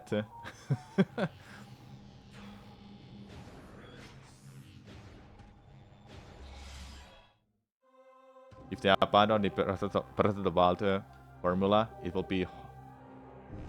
be for something new, not to return to something that shot 1 out of 3. Yeah. Just want another game like A Link Between Worlds, really. I just want a new game with a brand new map, brand new characters. Link and Zelda and Ganondorf are still there, but don't give me the freaking new map, old map again. We've seen those. We've already like played 3 Link to the Past games.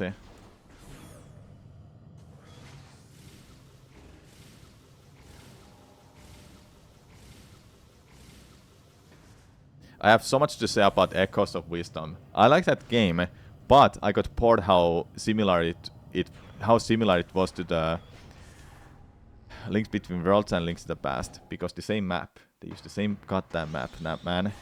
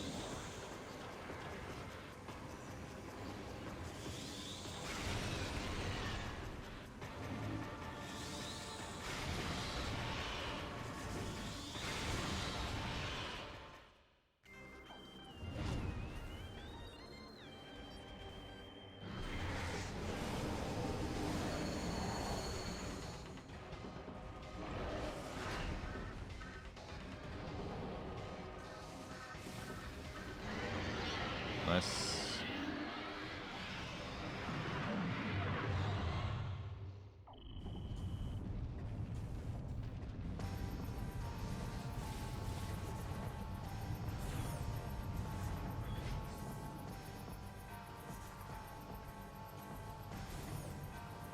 It sounds like I'm really upset and mad about these little things, but I am kinda because for like a past few years, there's just feels like there's been too many remasters and remakes over older games.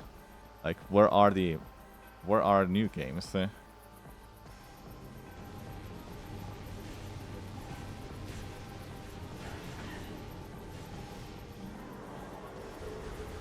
What's my favorite Sunshine mod?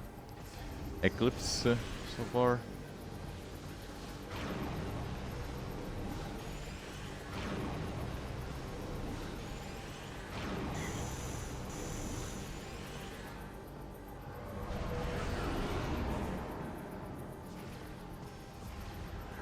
Oh, really? Cool game.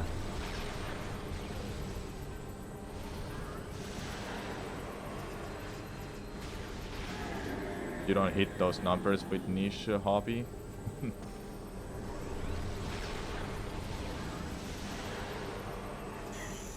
Oh, really, dude? Fucked up that.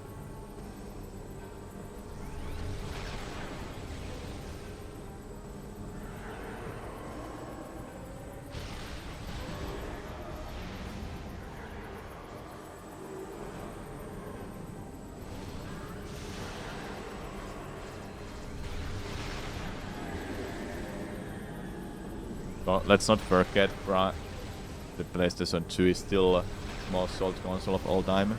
Yeah. And Switch has a chance to beat that. If they can get those sales up before Switch 2 comes out.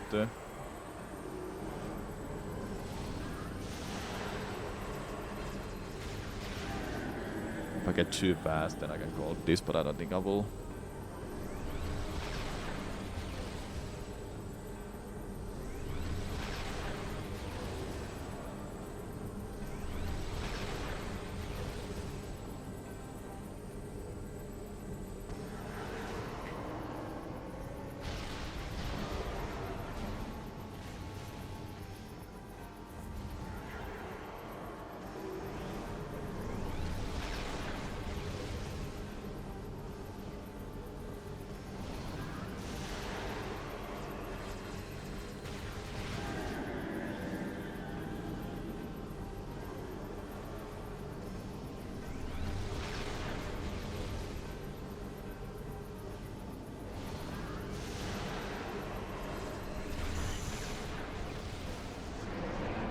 Nice.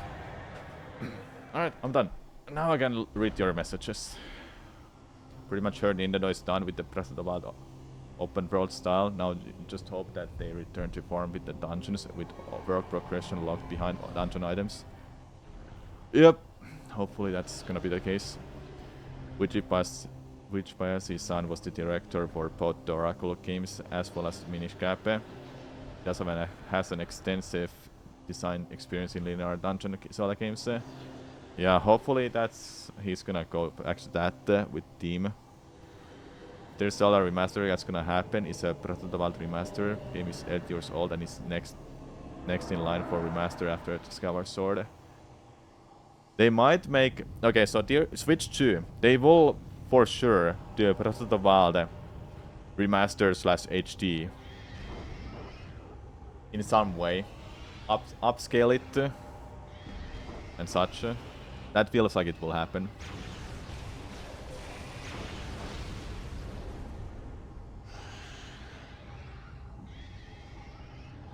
Oh, Dread is absolute best-selling Metroid ever. What does that say about Metroid?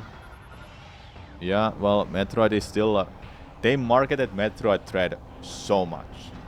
Like, they were marketing it for, like, so much. Skyward Sword came out just 6 years before Breath of the Wild, and Breath of the Wild sold like 10 times more.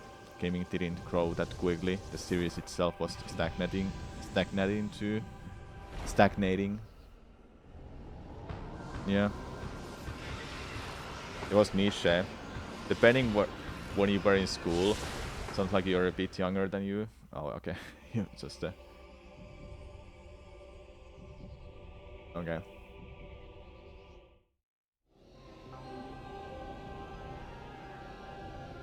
It could just be a software update, if even. Yeah. We'll see what they're going to make. But man, I want new games. Not remasters and remakes all the time. Like, look at GTA 5. They remastered and remake that game like 10 times before they made GTA 6. And look at Last of Us as well. That game literally is remastered like and remade like 2 or 3 times. You want to make new games? Yeah, that too, Jefferson. Imagine we'll just get a Switch 2 upgrades for key games. Yeah. I think that's gonna happen, that they will update all some games like Breath of the Wild and Tears of the Kingdom. Mario Odyssey. That feels like it will happen. People still get bullied even in today's world for games, depending on where you live. Childish as hell. People.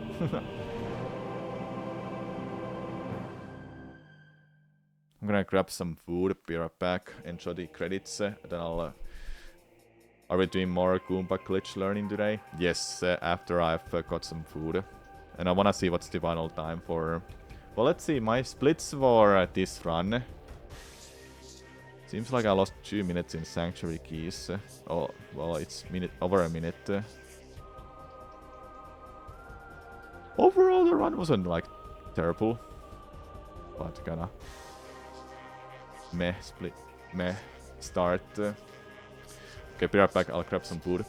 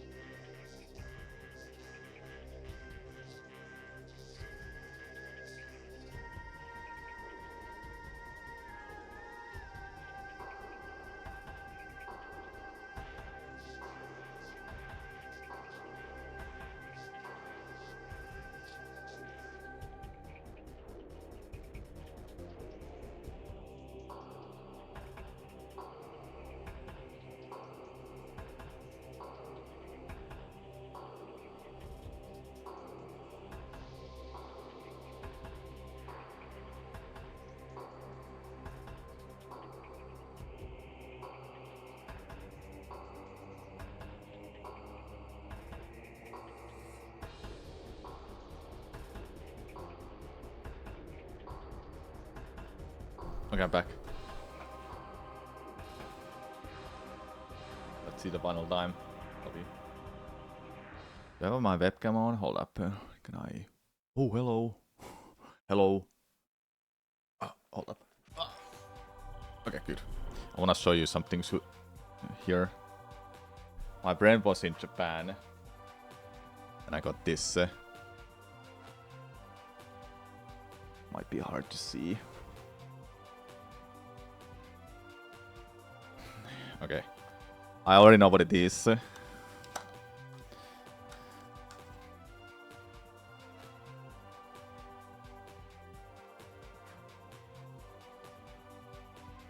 And what I got was this. You know, you recognize what it is? It is a tear from Tears of the Kingdom. It looks like it is red, isn't it? But it's actually shrimp. Yeah, it is a shrimp. It's orange. Do you recognize which dungeon was orange color? Do you know? Oh, oops. It's not stopped. There we go. An ancient stone, yes. The volcano one? No, it's not volcano one. You could easily mix it with that. Koron City Fire Temple is red. And that's... it's not a keychain. It's a pin. It's a pin. And the second one my friend got from Japan was this.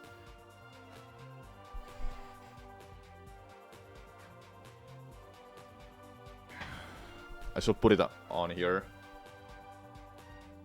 Put it like here. But I'll do it later, just to make sure I don't fuck it up. 127 final time. Yikes. I'll have to think about the location where I'll put this. It's just a box. Loot box. Alright, let's take a break. By watching more Goomba. Learn up more about it.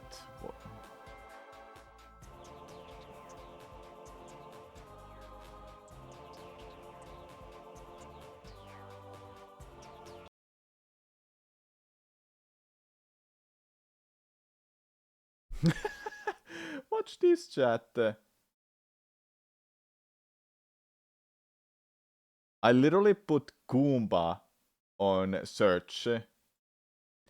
And it's literally the number one. There we go. We found it. Let's watch it then. Now, flying will also kill Goombas if you're moving fast enough, but if you're moving slowly, it's actually possible to bounce on a Goomba mid-flight. Bet you never saw It's a nice video, yeah. And hello, Akaria, what's up? And then shoot at a Goomba. When you do this, it'll kill the Goomba so long as you're moving fast enough horizontally when you collide with him. So see, he got knockback from the cannon shot. But now watch this. If we aim really high up and then shoot, Mario doesn't move horizontally fast enough to give the Goomba knockback. So this time, he's able to bounce on the Goomba while he's still in the I had no idea that's the thing. So it looks very weird. He's just casually defying gravity while bouncing on the Goomba. I'm having a good day, yeah. It's even possible to squish a Goomba while you're on the ground. Specifically, while you're landing after having thrown an object in midair. See, that landing action is actually encoded incorrectly because it's flagged as an air action. So since the game thinks Mario's in the air during the landing, he's able to squish the Goomba. Now, Bob-ombs will kill Goombas if they interact, but there's actually a bug in this. See, the direction that the Goomba moves from the Bob-omb attack is actually directly away from Mario, not directly away from the Bob-omb. So if Mario's to the side of the Goomba gets propelled sideways. So him getting propelled that way doesn't look quite right. And if Mario's on the other side of the Goomba, away from the Bob-omb, then the Goomba will get propelled towards the Bob-omb. so him getting propelled that way definitely doesn't look right. Now if you throw a cork box into a Goomba, that'll also kill the Goomba, and the Goomba still gets propelled directly away from Mario instead of the box. Now if you drop the box instead of throwing it, then it won't kill the Goomba. The Goomba can just walk right through the box. But here's where it gets weird. If you throw the box will retain its active hitbox even if you then re-grab it and drop it. So now the Goomba will die off of a completely motionless box because the box still has its active hitbox from the earlier throw. Goombas can also go into water, though they'll die if they touch the ground too deep under the water. So here you can see him go into the water and then he dies once he goes deep enough. And for these visuals, it'll be helpful to show several of the Goomba's flags, which you can think of as properties that are either on or off. So we have flags for whether the Goomba is on the ground, is in the air, is leaving the ground, is landing on the ground, is on the ground in water, is in free fall in water, is entering water, and is at the surface of water. So here you can see a Goomba falling in the water, and he doesn't die until he touches the ground in the water. Or more specifically, he doesn't die until the flag for being on the ground in water turns on.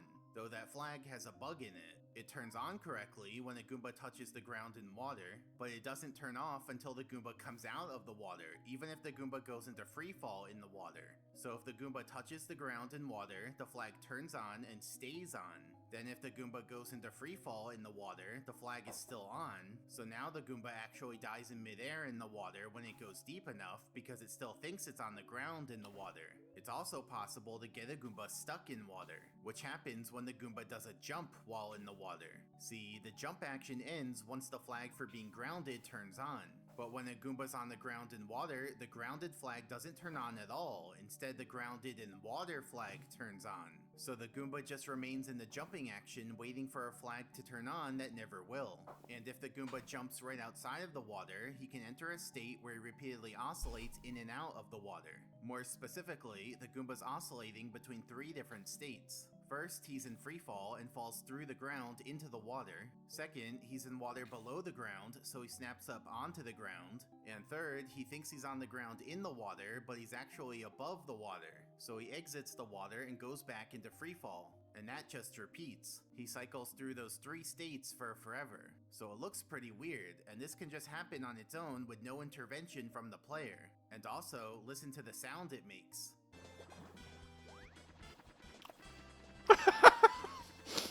It is a vibrate Goomba. Now,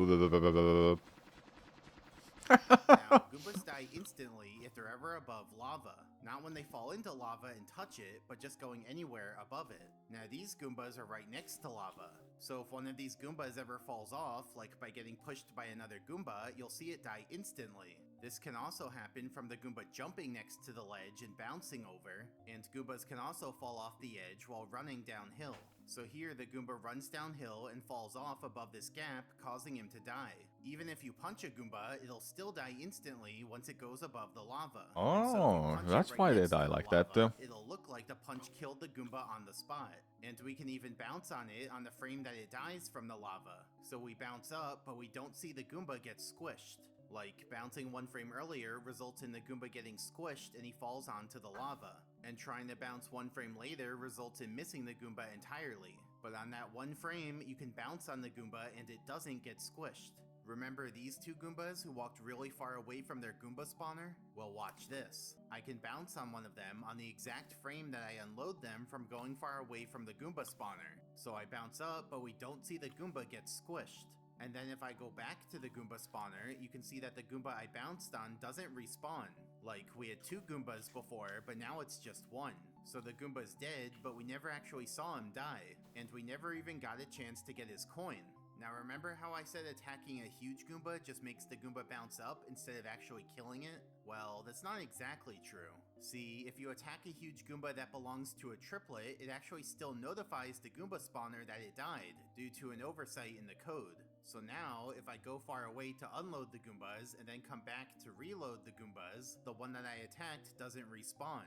So he's just gone even though we never saw him die. So his coin is also forever lost. Now let's talk about Lakitu for a minute. See, Lakitu is this turtle enemy who rides around on a cloud. Now when you go close to his home, he throws Spinies at you. Spinies being these red spiky turtles. Now you can't kill a Spiny just by punching it. Like, punching it just moves it to the side a little. Now we can also get Lakitu to throw more than one Spiny. See, now we have 2 of them out at the same time. And I can get him to throw a third one so that we have 3. Now note that 3 Spinies is the limit. Like, when there's 3 Spinies out, Lakitu knows not to throw any more until one of them despawns. And they can despawn if Mario goes far away from them. See, after I go far away, the Spinies aren't there anymore. Let me show this with a diagram. So here's Lakitu, and he has a variable that keeps track of how many Spinies are currently out. So Oh, as he really, throws Sepperson? Spinies, that number Cool increases info. by 1 each I had time. no idea. And as we talked about, it can go up to a maximum of 3. Now let's say Mario moves away from a Spiny. So the Spiny despawns and notifies Lakitu that it despawned so that he can decrease the Spiny count by 1. That way, the Spiny count stays accurate. And then Lakitu would know that he could throw another Spiny. But you might be wondering, what does Lakitu or any of this have to do with Goombas? Oh yeah, I was Here's about how to it ask you. relates. Let's say while some Spinies are out, Lakitu dies, and then a huge Goomba spawns into his same object slot. Now the Spinies think that the Goomba is Lakitu because the Goomba is their new parent object. And so we call this glitch Spiny Adoption.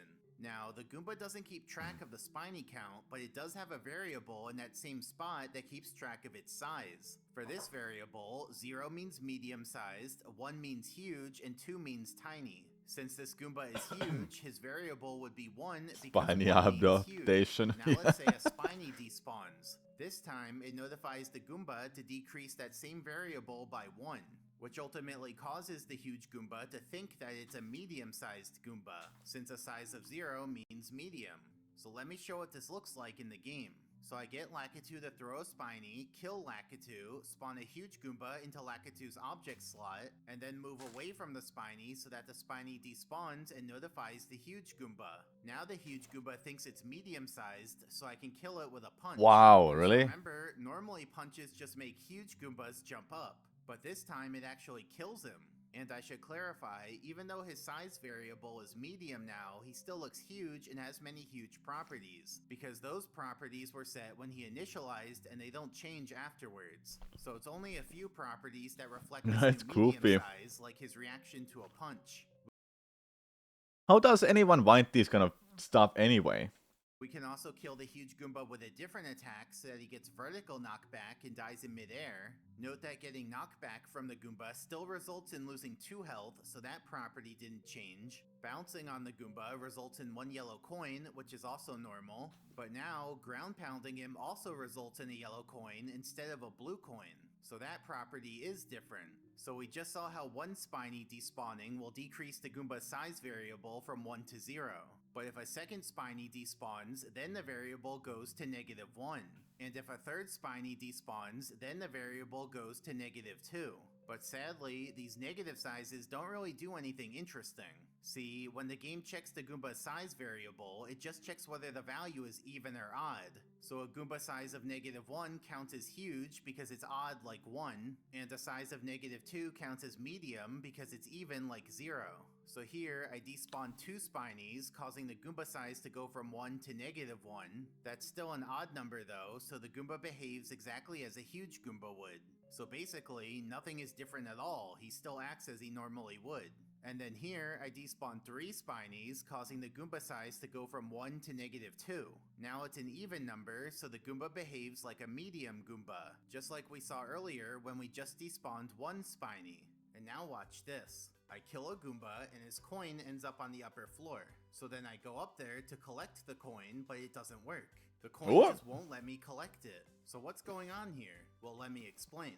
Here I am killing a Goomba, so let's pause it, zoom in, and hide the white puffs. So there's the coin that the Goomba produced. The coin starts out intangible, meaning you can't collect it yet, and it starts out with a positive vertical speed, meaning it'll move upwards. And that initial vertical speed is calculated by RNG, so its value is random. Now let's step through the frames. So the coin moves upwards, but by less and less each frame because it's affected by gravity. And the moment its vertical speed becomes negative, that's when it's programmed to become tangible. Okay. meaning you can collect it. In other words, the coin becomes collectible once it starts falling down.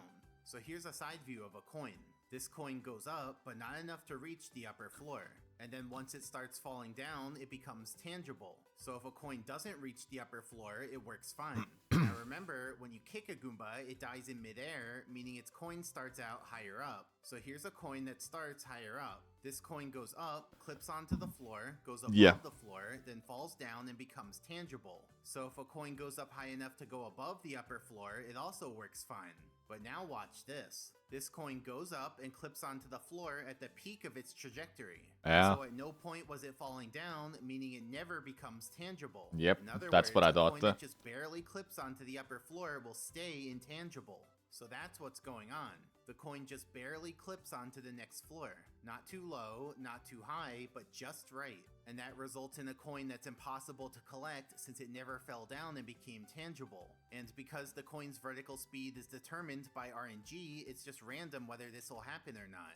Now, there's one more big topic we need to cover, which is a glitch called cloning, in which you can hold objects that are Okay, we'll watch cloning. In the future, Then we'll I'll probably do more make a runs. big video dedicated to explaining this glitch. But for now, we're just gonna cover it in the context of Goombas. So, an interesting thing you can do in the game is grab a Bob-omb right as it explodes. This allows Mario to hold the Bob-omb even though the Bob-omb already despawned. And now if a new object like a Goomba loads into the same object slot that the Bob-omb had been occupying, Mario will end up holding the Goomba. And we call this process cloning the Goomba. But remember, the thing we see in Mario's hands is just a graphic of the object Mario's holding.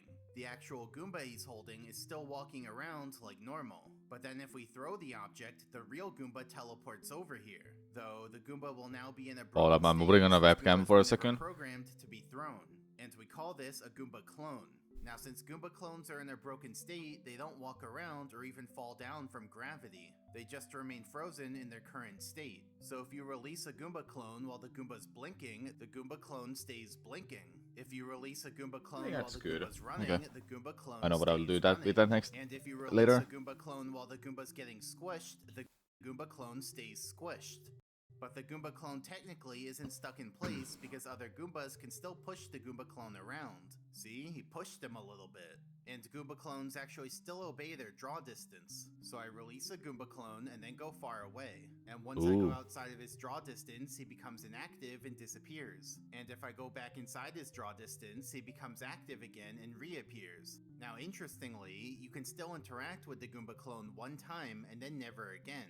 So this one interaction could be getting knockback from the Goomba, it could be attacking the Goomba, or it could be bouncing on the Goomba. But after the bounce, I can't bounce on it a second time or do any other interactions with it anymore. In other words, the Goomba clone is used up and can't be used for anything else. Well, okay, I guess it's not completely useless because a used up Goomba clone can still be used to detonate Bob-ombs, which can be useful if you want to have the Bob-omb explode without it chasing you.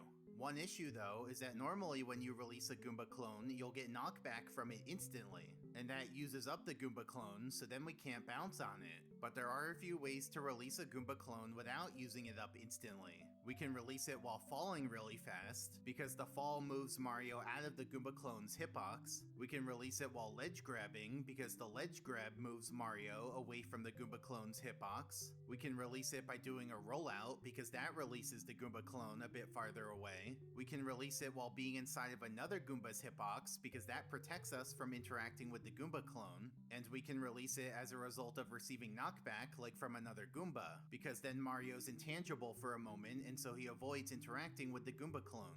But the fact that we can bounce on Goomba clones means it's incredibly useful for the A button challenge, because now we can basically put a Goomba clone wherever we want in order to bounce up there. After all, who needs to press A to jump when you can just bounce on a bunch of Goomba clones? Now remember, you clone a Goomba by having the Goomba load into the same object slot that the Bob-omb had been using. That means we can only clone Goombas belonging to a triplet because those Goombas load when you go close to them. Singleton Goombas, on the other hand, are loaded the whole time, even when they're inactive, so we can't get them to load into the Bob-omb's object slot. Yeah, Sephoson, that music is terrifying to listen to. When you go far away from the Goomba spawner, That level since was that Goomba's in hard. a broken state. And then if you I go love close to the Goomba Banjo-Kazooie. spawner again, all three Goombas will respawn, even the one I cloned. So now we have the Goomba that I cloned from before who never disappeared, and 3 new Goombas. And note that this applies even if you attack the Goomba clone. Like, attacking the Goomba clone doesn't notify the Goomba spawner that the Goomba died.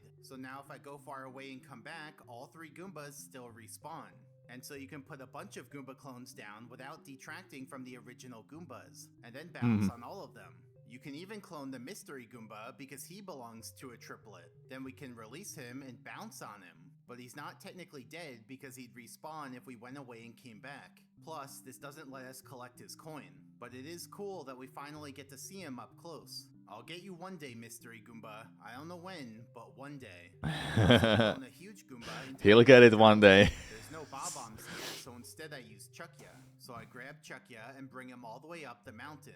Then I throw him over a steep floor so that he doesn't move laterally in the air, and I'm able to grab him right as he breaks. Then I bring him into the water so that I'm holding a light object instead of a heavy object. So now I'm in a good state because I'm holding a vacant object slot, meaning that it can turn into other objects that load into that slot, and I can move around freely because I'm no longer bound by Chuckya's heaviness. So now I manipulate the object slots using water bubbles, and then I have a huge Goomba load into the object slot that I'm holding.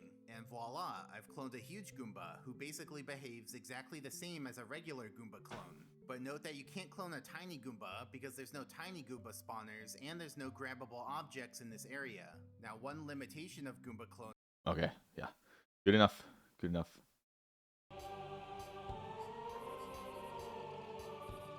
Let's do more runs, shall we? After this, well, depends. Do I get a run going or not?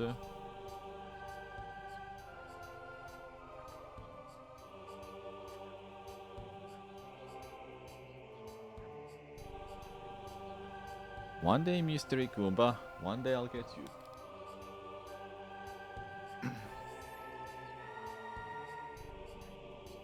Alright, let's see what's gonna happen.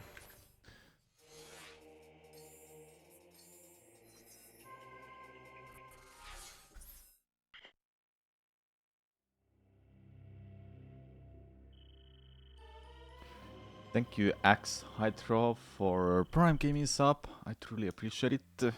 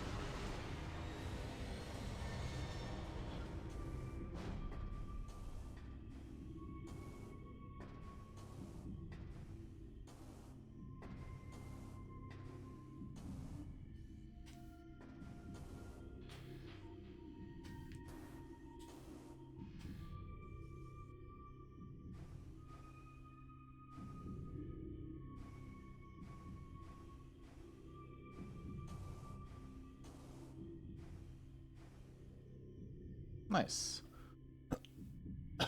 That's a good start so far.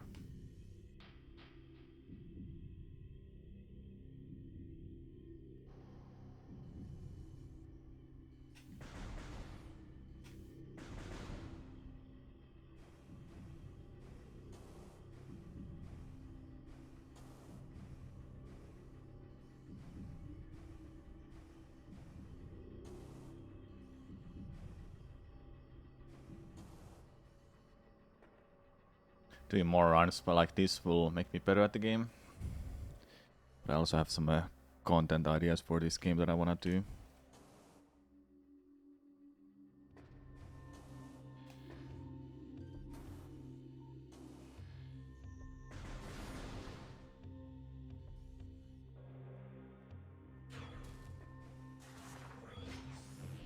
That's a good start. Now it's just up to this next goddamn trick that I hate. Out of bounds itself is not bad, but getting out of bounds is dumb.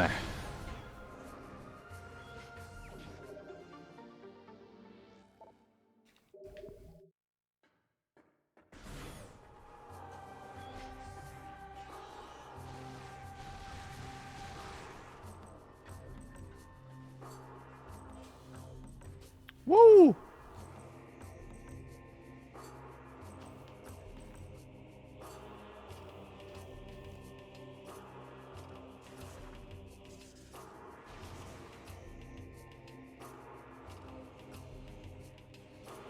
First try all of a sudden. Whoa, let's go.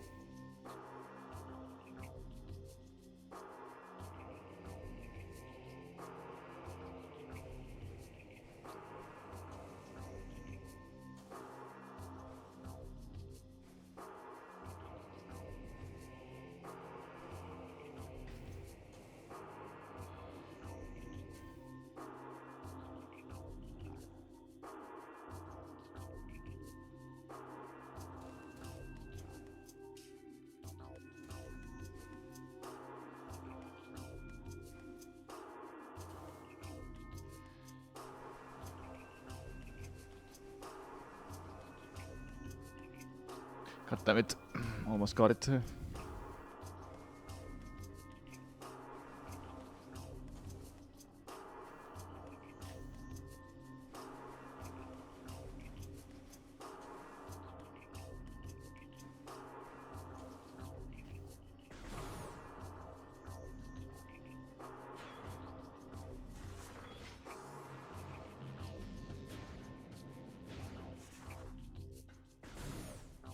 We can like compare against my personal bests now.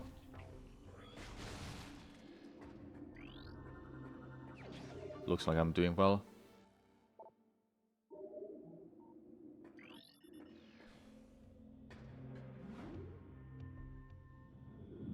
You must say that the atmosphere of Jojo Ruins, Aegon Wastes and the Aether overworld gives you a headache. Or a fan of arid colors. You mean like these gray, brownish? It's not colorful colors, I agree.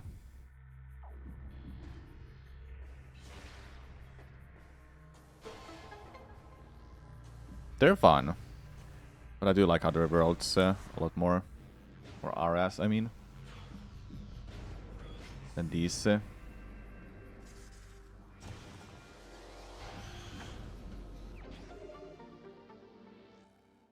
Grey and brown all sort of merges together in your vision. Yeah. I get that. I always like desert kind of themes. But I can see that this doesn't really appeal to you or as a whole. Doesn't seem appealing.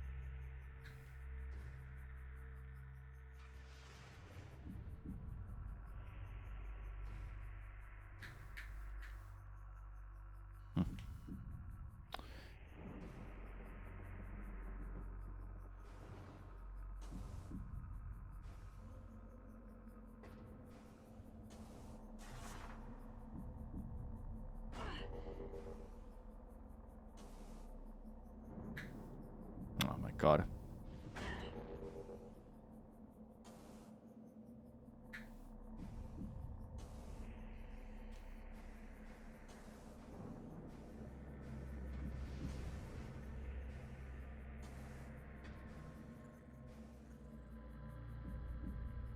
Alright, that's a really good start so far. Like, I might call this if I don't get stuck that much here.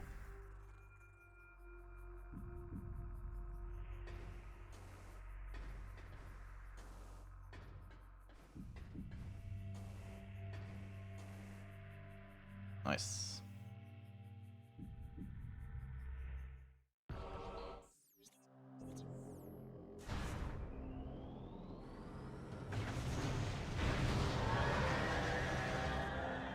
Really good. Yeah, that will be a gold. Not the best kind of gold that I'm hoping for, but it's good, hey? That's what matters to me.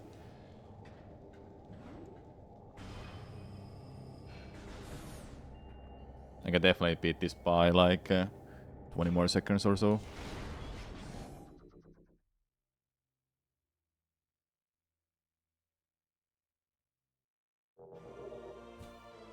Nice.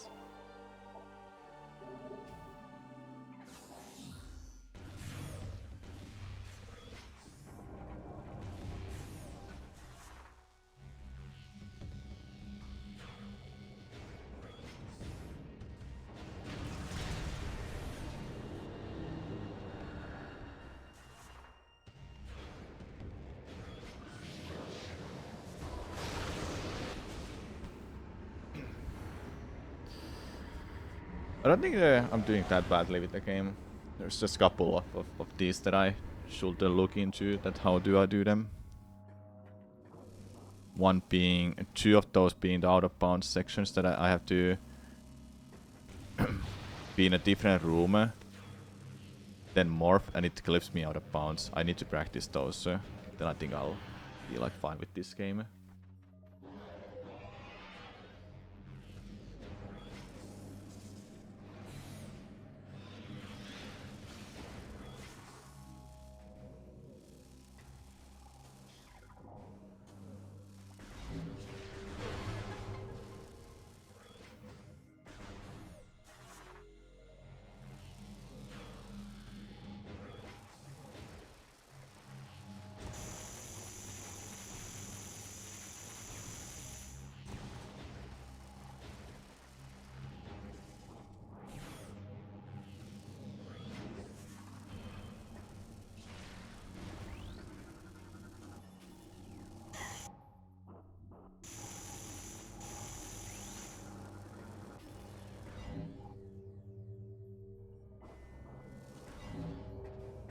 I'm low on HP, but I'll be able to refill my HP with this enemy right here.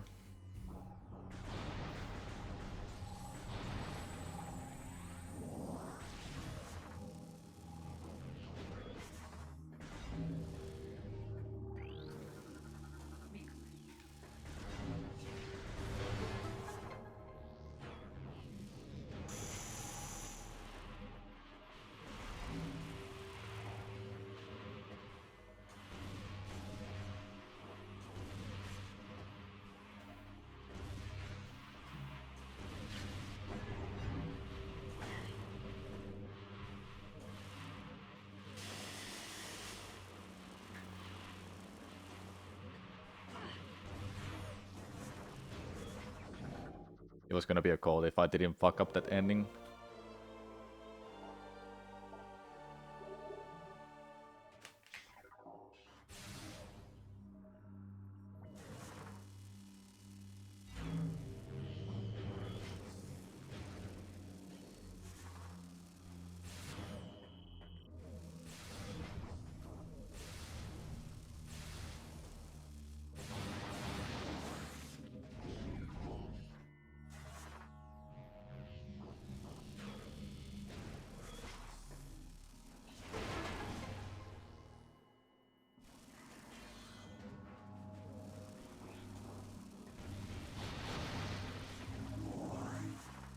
Oh, it didn't work. Somehow it didn't hit that.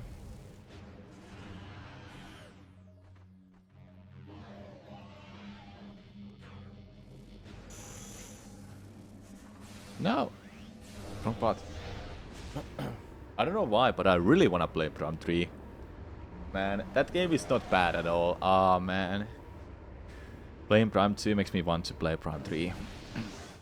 Crazy.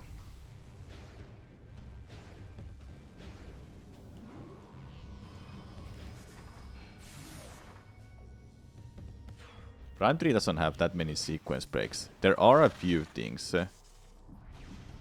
But those are like... not like huge skips. Ah, I'm stuck.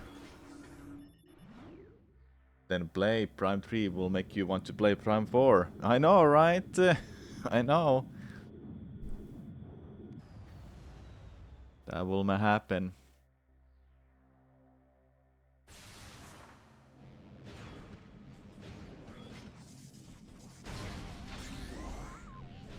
I should have got that. Oh well, whatever.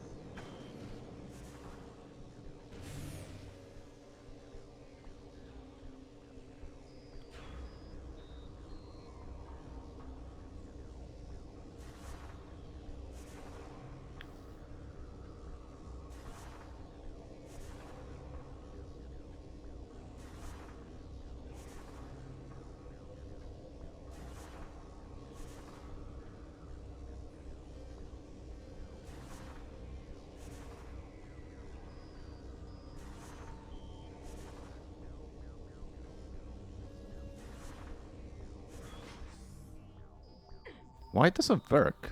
What am I doing wrong?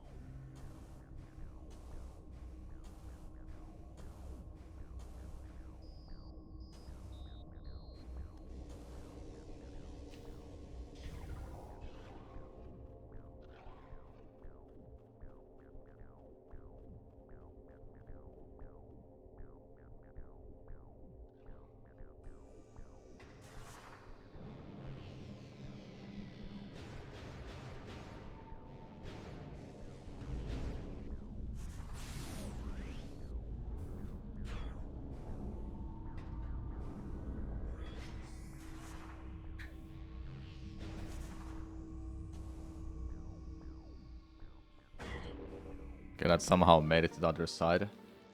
Should have not.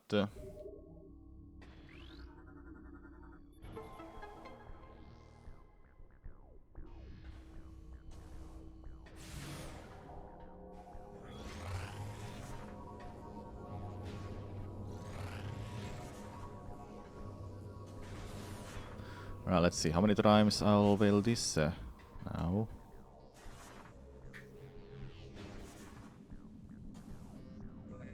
Too many times what will happen now.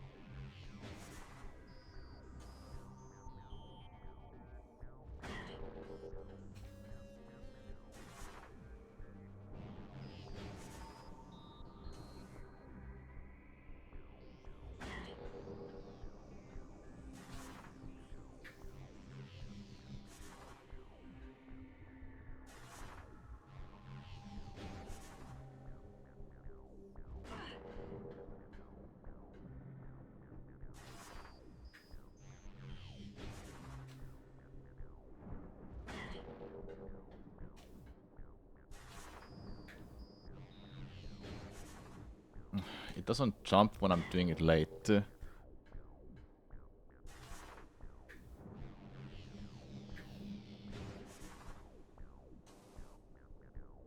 you go.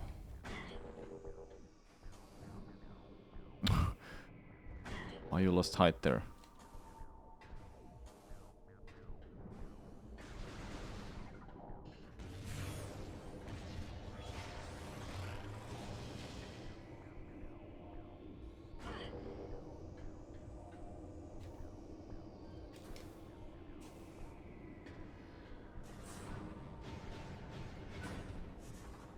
Alright.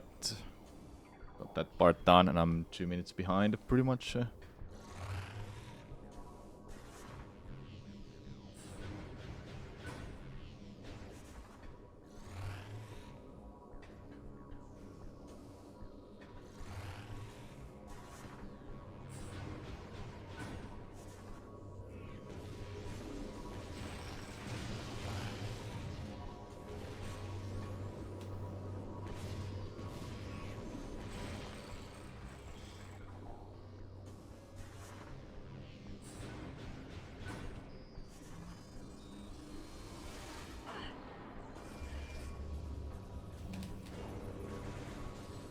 Oh, I still got it. What? Rising.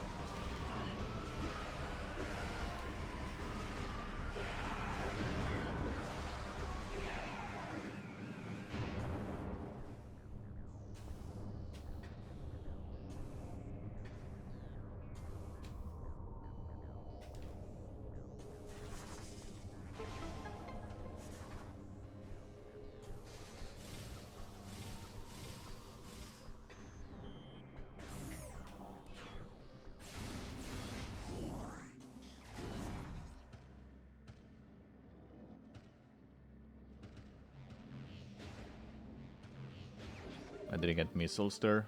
I think it's okay.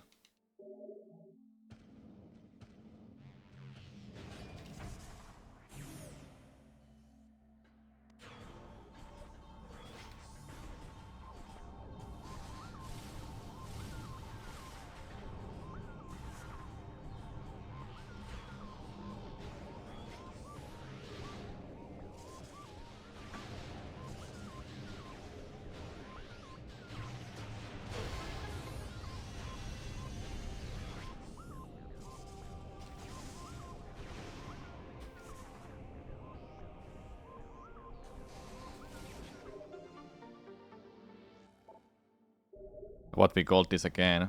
That would be crazy good.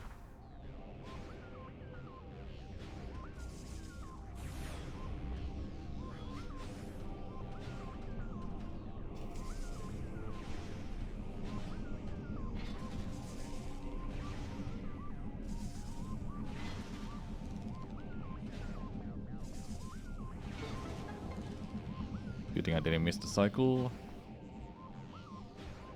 I was playing some Marvel Rivals on Thursday with my friend. It looked really enjoyable. I think I talked about this on Friday, but I briefly was talking about it. You know, some of you know I've played a lot of Overwatch, like I don't even know how many hours, but too many hours. It's 4 digits. Too many hours. And Marvel Rivals was like, nah, I don't think I should bother playing it, but then I was a little bit convinced to play it, and yeah, I tried it quickly and it was a lot of fun. It's crazy how much that game has characters potential, because there's like billions of Marvel characters anyway.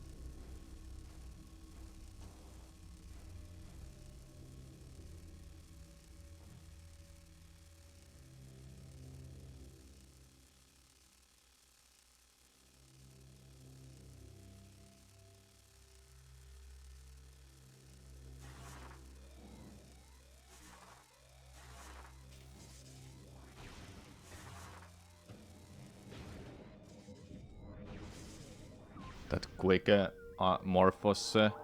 Something I didn't plan. It just happened. Was pretty cool though.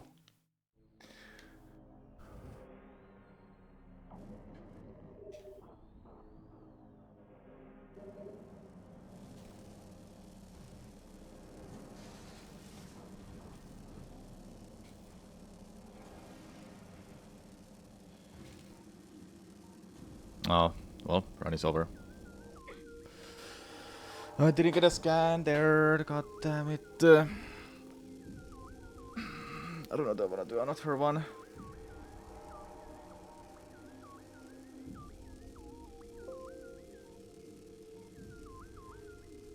I'll do one more attempt.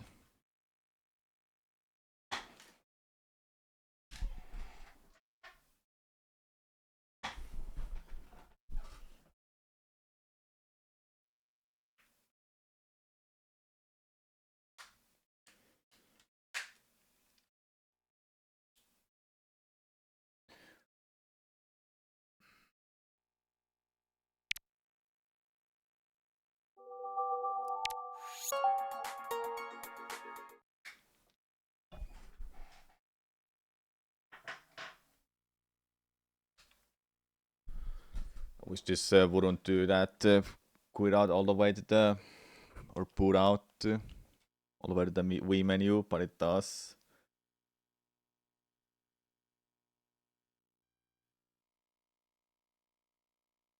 Well, if I only do like 3-4 attempts per day, then this is not like that big of an issue.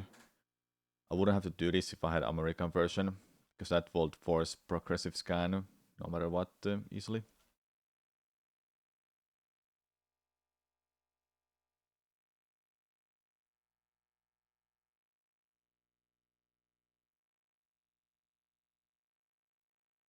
So yeah, one more attempt, chat. See how it goes. One more attempt that is past the first split. I'll give you that.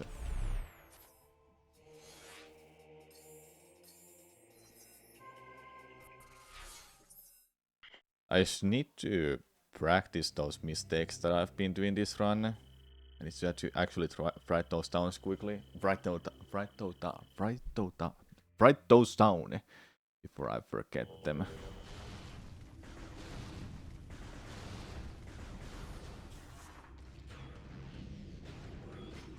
Get up there.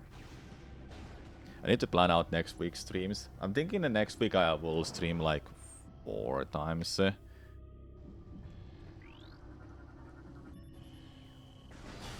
Do you want me to make a stream schedule on stream chat?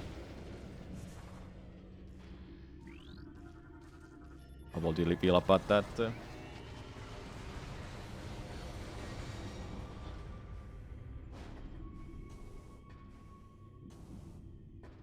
Could be helpful. Yeah.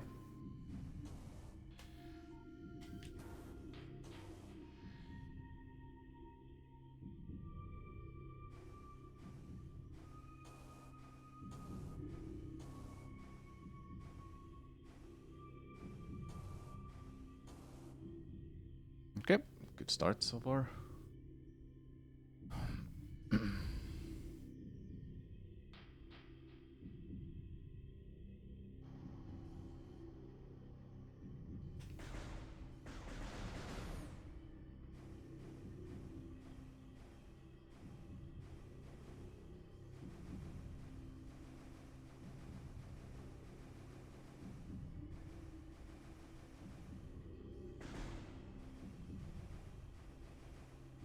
Please jump. God damn it. Did I really fall that much down?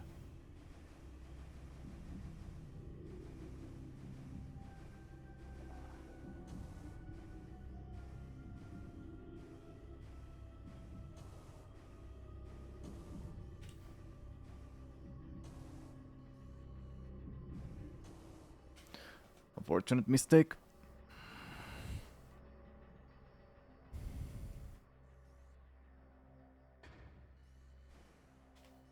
What?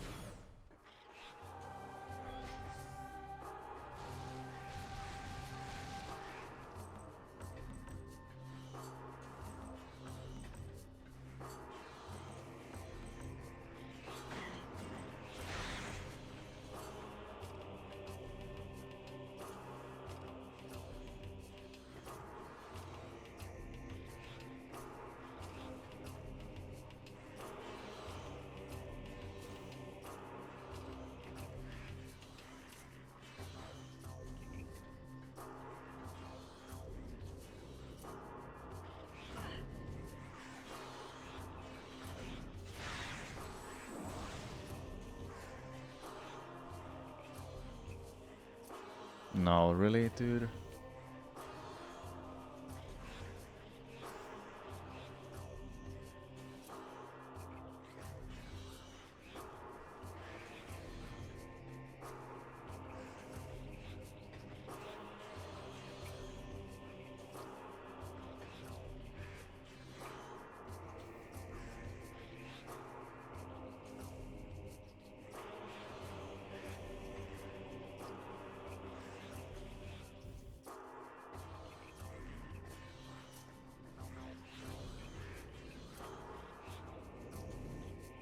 Nice.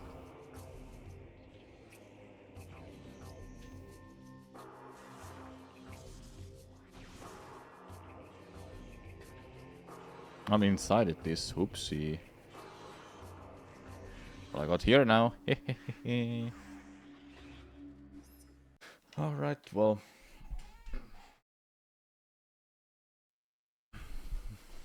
I knew about that room being loaded, but I wasn't too sure how much I can hold forward to try to go through that.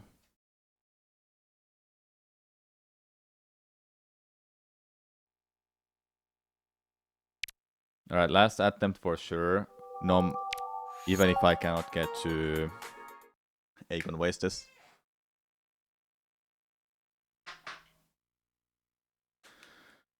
Just wanna chill the rest of the day and prepare the next week's streams. At least, like, think what I will do next week.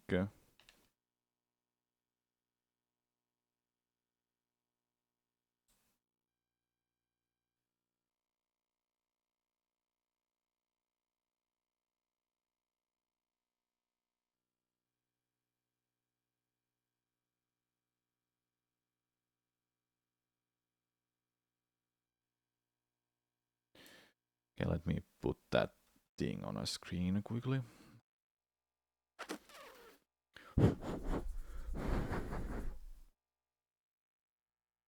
I need to be able to see this.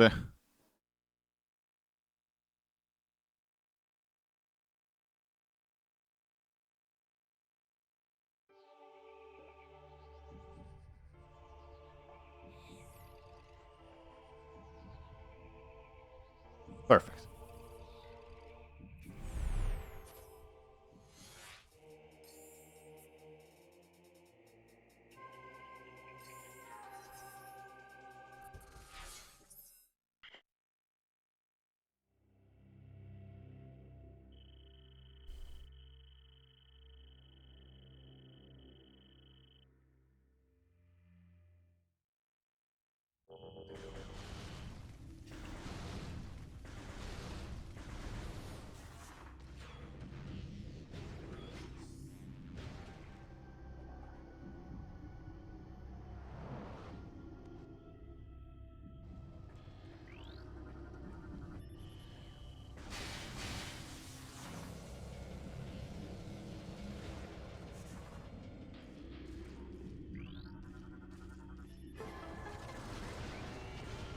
Do you have a favorite overland track of any Metroid speedrun?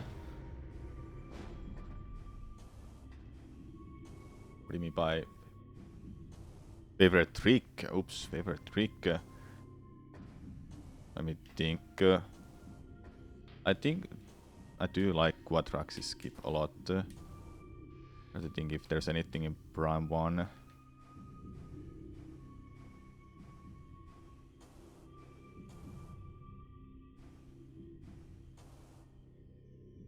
In Prime 1, I guess spiraless shafts in Invasion Mines are pretty cool.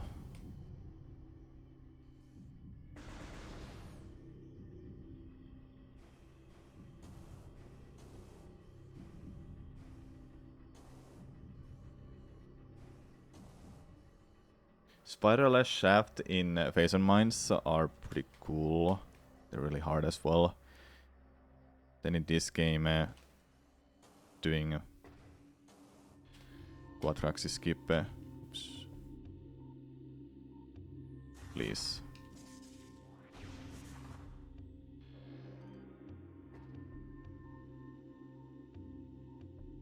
Dude, really?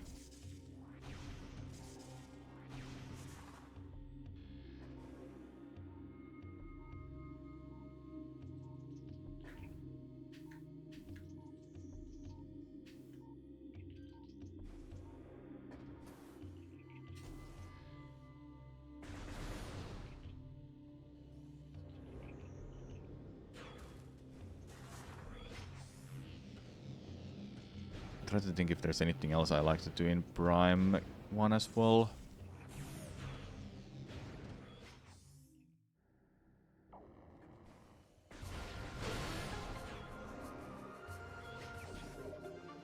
I can't think of anything about the spiderless shafts. They're cool to do.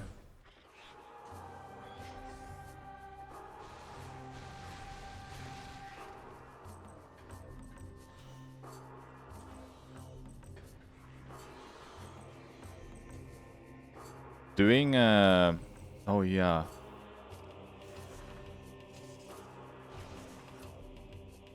Doing that clip, or the one that you get the run towards the screen, Pomu HQ. I think that's one of my favorites. It's pretty cool to pull off.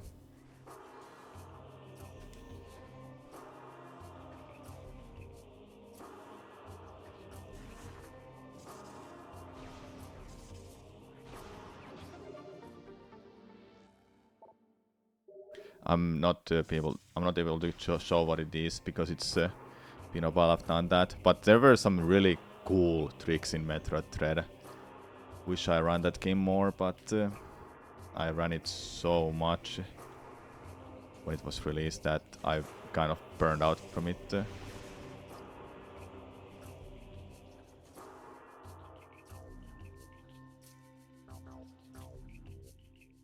I did get back to that later though. I got my sub 1 hour in that game.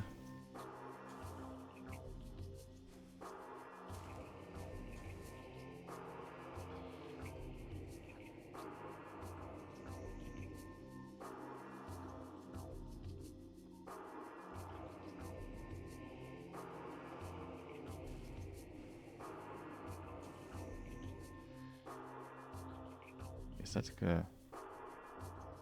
Oh, I could have.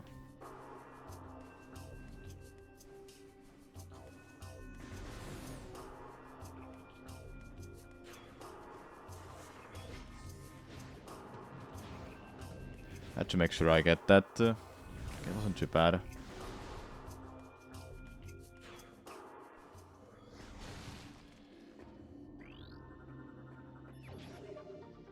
Ooh, gold? What's the marker?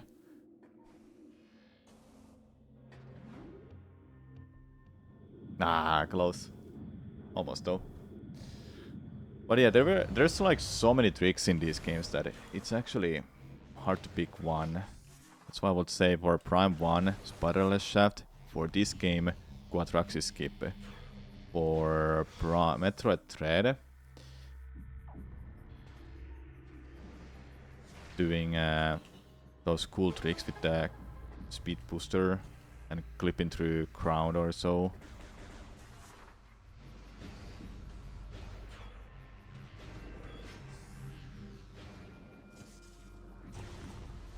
Prime 3, I'm not too sure actually.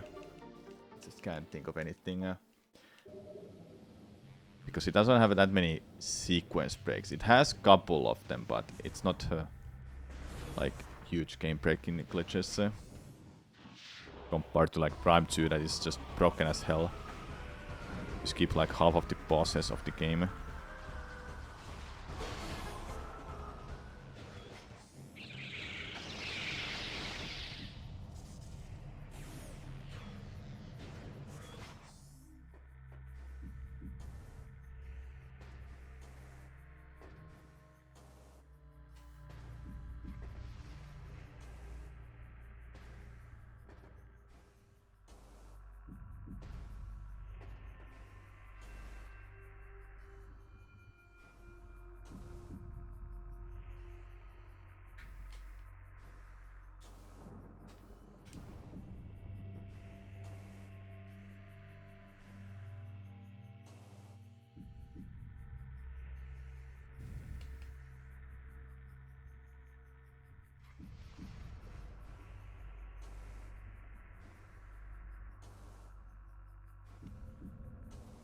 Let's go!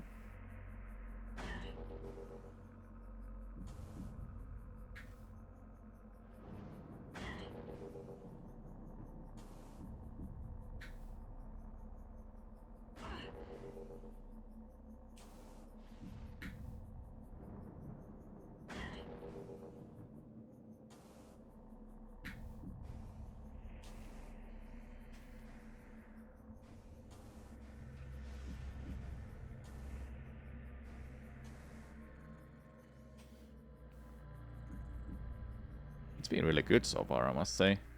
Like, wow.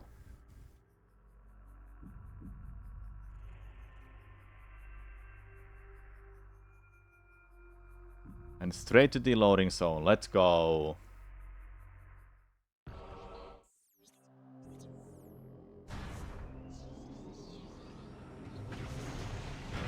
Or loading trigger. Kind of same thing. You know, it's the oldest trick in the book, but you're still amused that they put these space jump boots right next to the landing site in Prime 1. Yeah.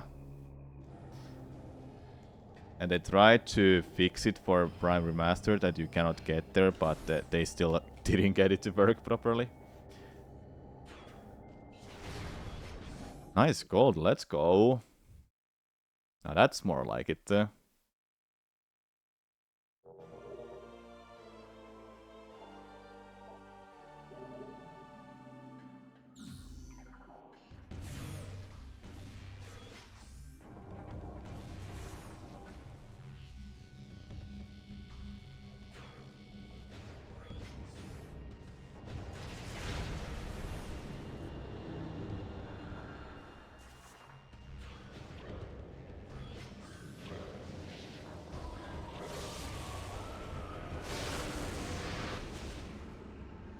Space jump boots being right behind landing side is...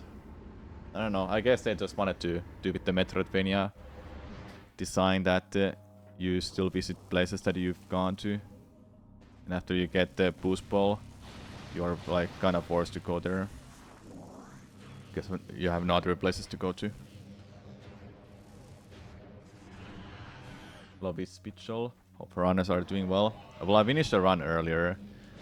That's what I'm happy about.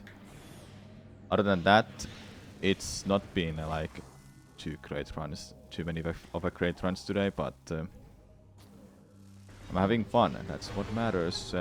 And I'm getting my practice in for Prime Trilogy speedruns. My plan is to do Prime 1, 2, 3 back-to-back speedruns in the future. And way before Prime 4 comes out as well. And when Prime 4 comes out, I still wanna do these runs. And my current plan is to do Quadrilogy.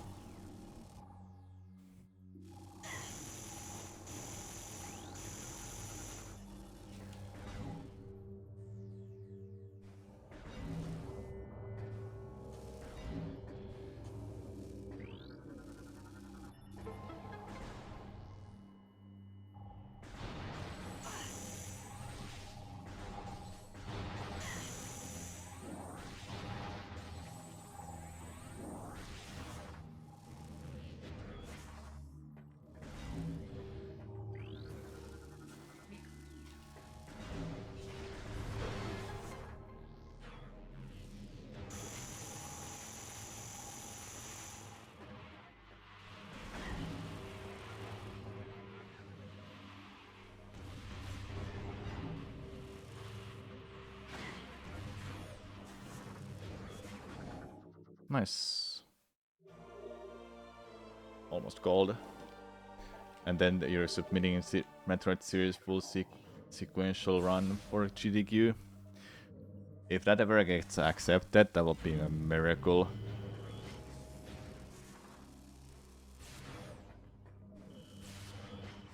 Hello.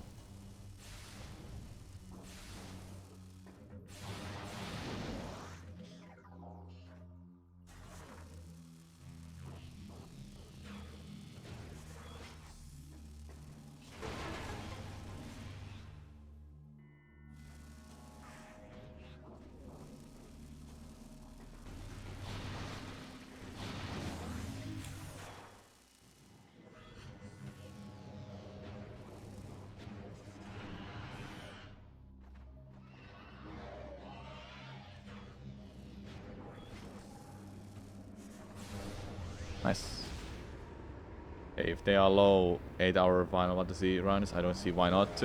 Metroid series full sequential relay race. That, if anything, would get accepted for sure, but a single person, absolutely not. No way that would accept that. Would be better than a full series of Final Fantasy at least.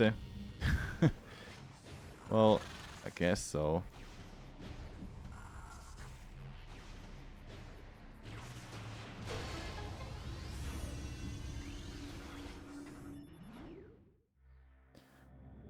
I did Metroid 1, 2, 3, 4, 5 back-to-back speedrun at one point. It was on remake versions of Metroid 1 and 2, so Zero Mission and Samus Returns. It was quite a hell of a run. It was like... I don't even remember how long it was anymore. 9 hours? It was quite a long one.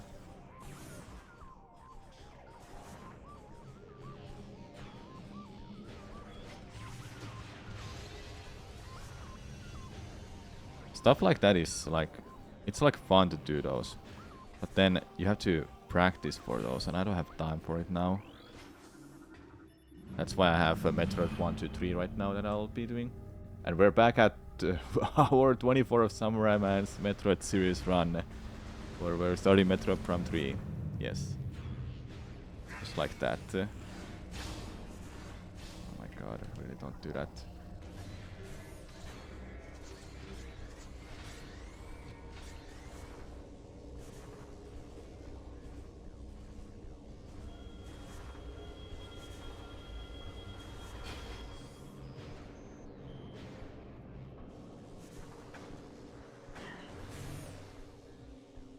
"24-hour speedrun."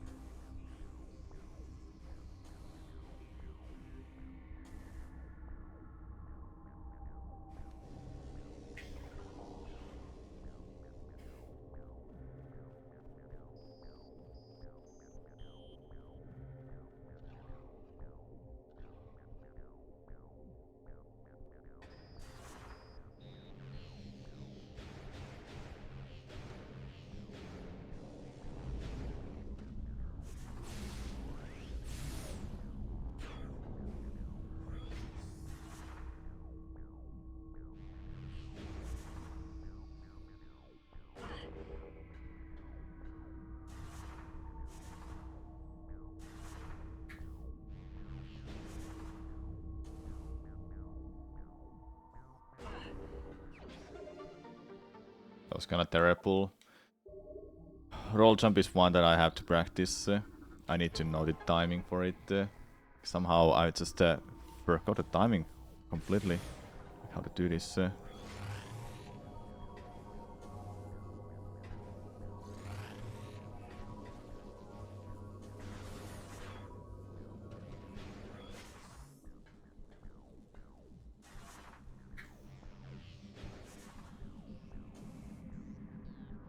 Okay, somehow I got that. Sure, why not? Didn't feel like I was gonna get it. Let's go though, I got it.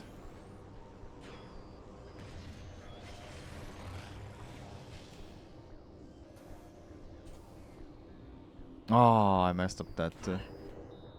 Close.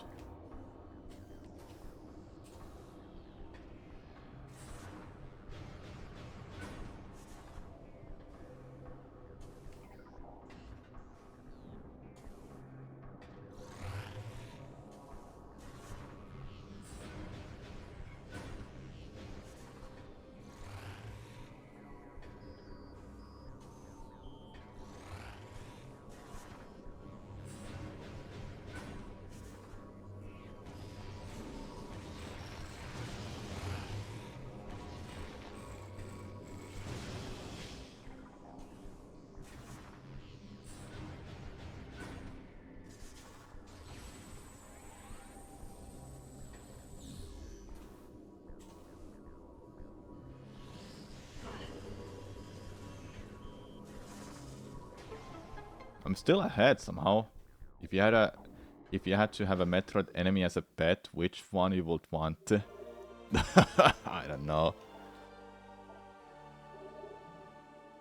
Probably Quadraxis. It looks cool as hell.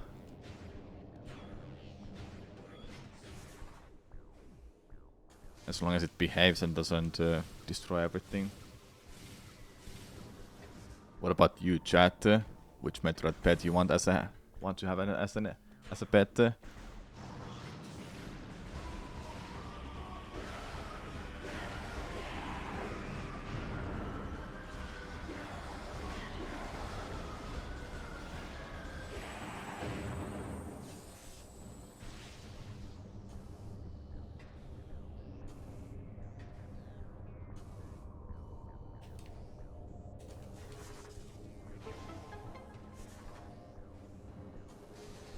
Zoomer. Yeah, Zoomer is easy to take care of, that's true. But I want something cool, so I chose Quadraxis. Funny me. They also have a funny name. True. It really is just an exotic Persupie. Yeah. I guess it's a good pick then.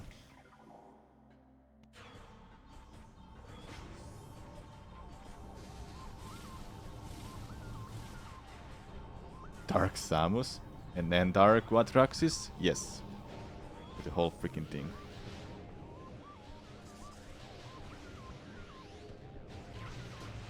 That's not a bad, that's an engineering project. Well, you said Metroid enemy, so, and it's an enemy. Can't back off from it anymore.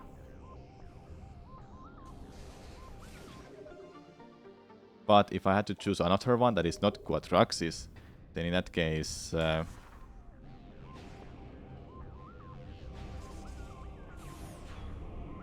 you know that thing in Prime 2, those things that are hanging in a ceiling?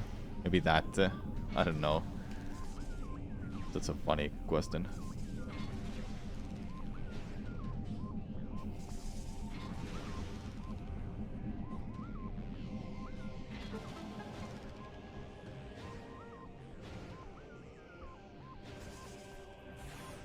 Ads.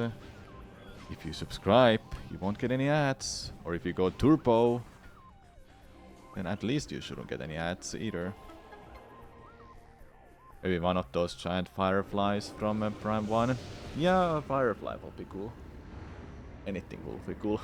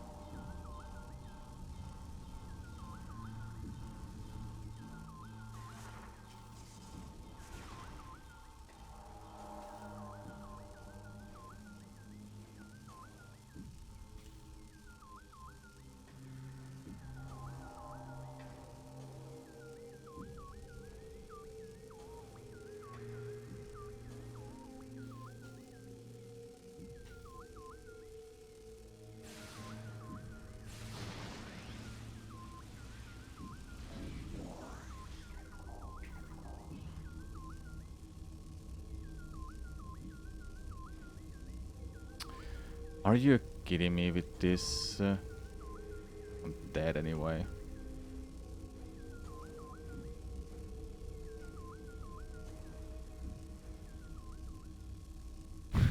Like, I couldn't get the jump out of that stupid ass door frame for some reason. God damn it, I would have had a chance. Even if I fucked up that start of that wall crawl. Alright, I don't wanna do any more runs. Let that be enough for this. Does this kill a lot of runs? If you make a skip like that, if you make a mistake like that, then yes, it will skill a runs. I can't afford make a mistake like that at all. I'm limited on dimes too. But a lot of runs? Not really.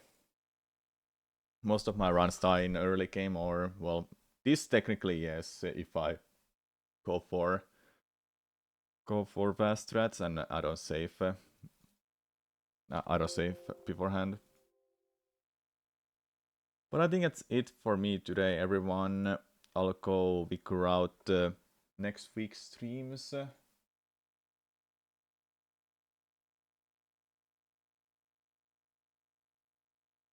I hope I'll see you tomorrow. I'm not too sure will I stream tomorrow. I think I could, or I will just take a day off tomorrow. But yeah, like I said, I'll figure out tomorrow's streams and well, the whole next week's streams. It might be just 4 streams a week or 5 streams a week next week, but I'll think about it. I'll do more runs of this. That's the plan. At least next week and the week after. Then we'll be in February all of a sudden. That's coming up soon. Alright. Bye everyone. I'll see you next stream. If it's not tomorrow, I want you someone to raid quickly. No, I think I'll send you to Tiny Shiny. He's doing Subathon and running Metroid, Super Metroid, to be fair. I'll have a YouTube video coming out later today as well, so hopefully you'll go check it out. Alright, bye everyone. I appreciate your time. Thank you so much for watching.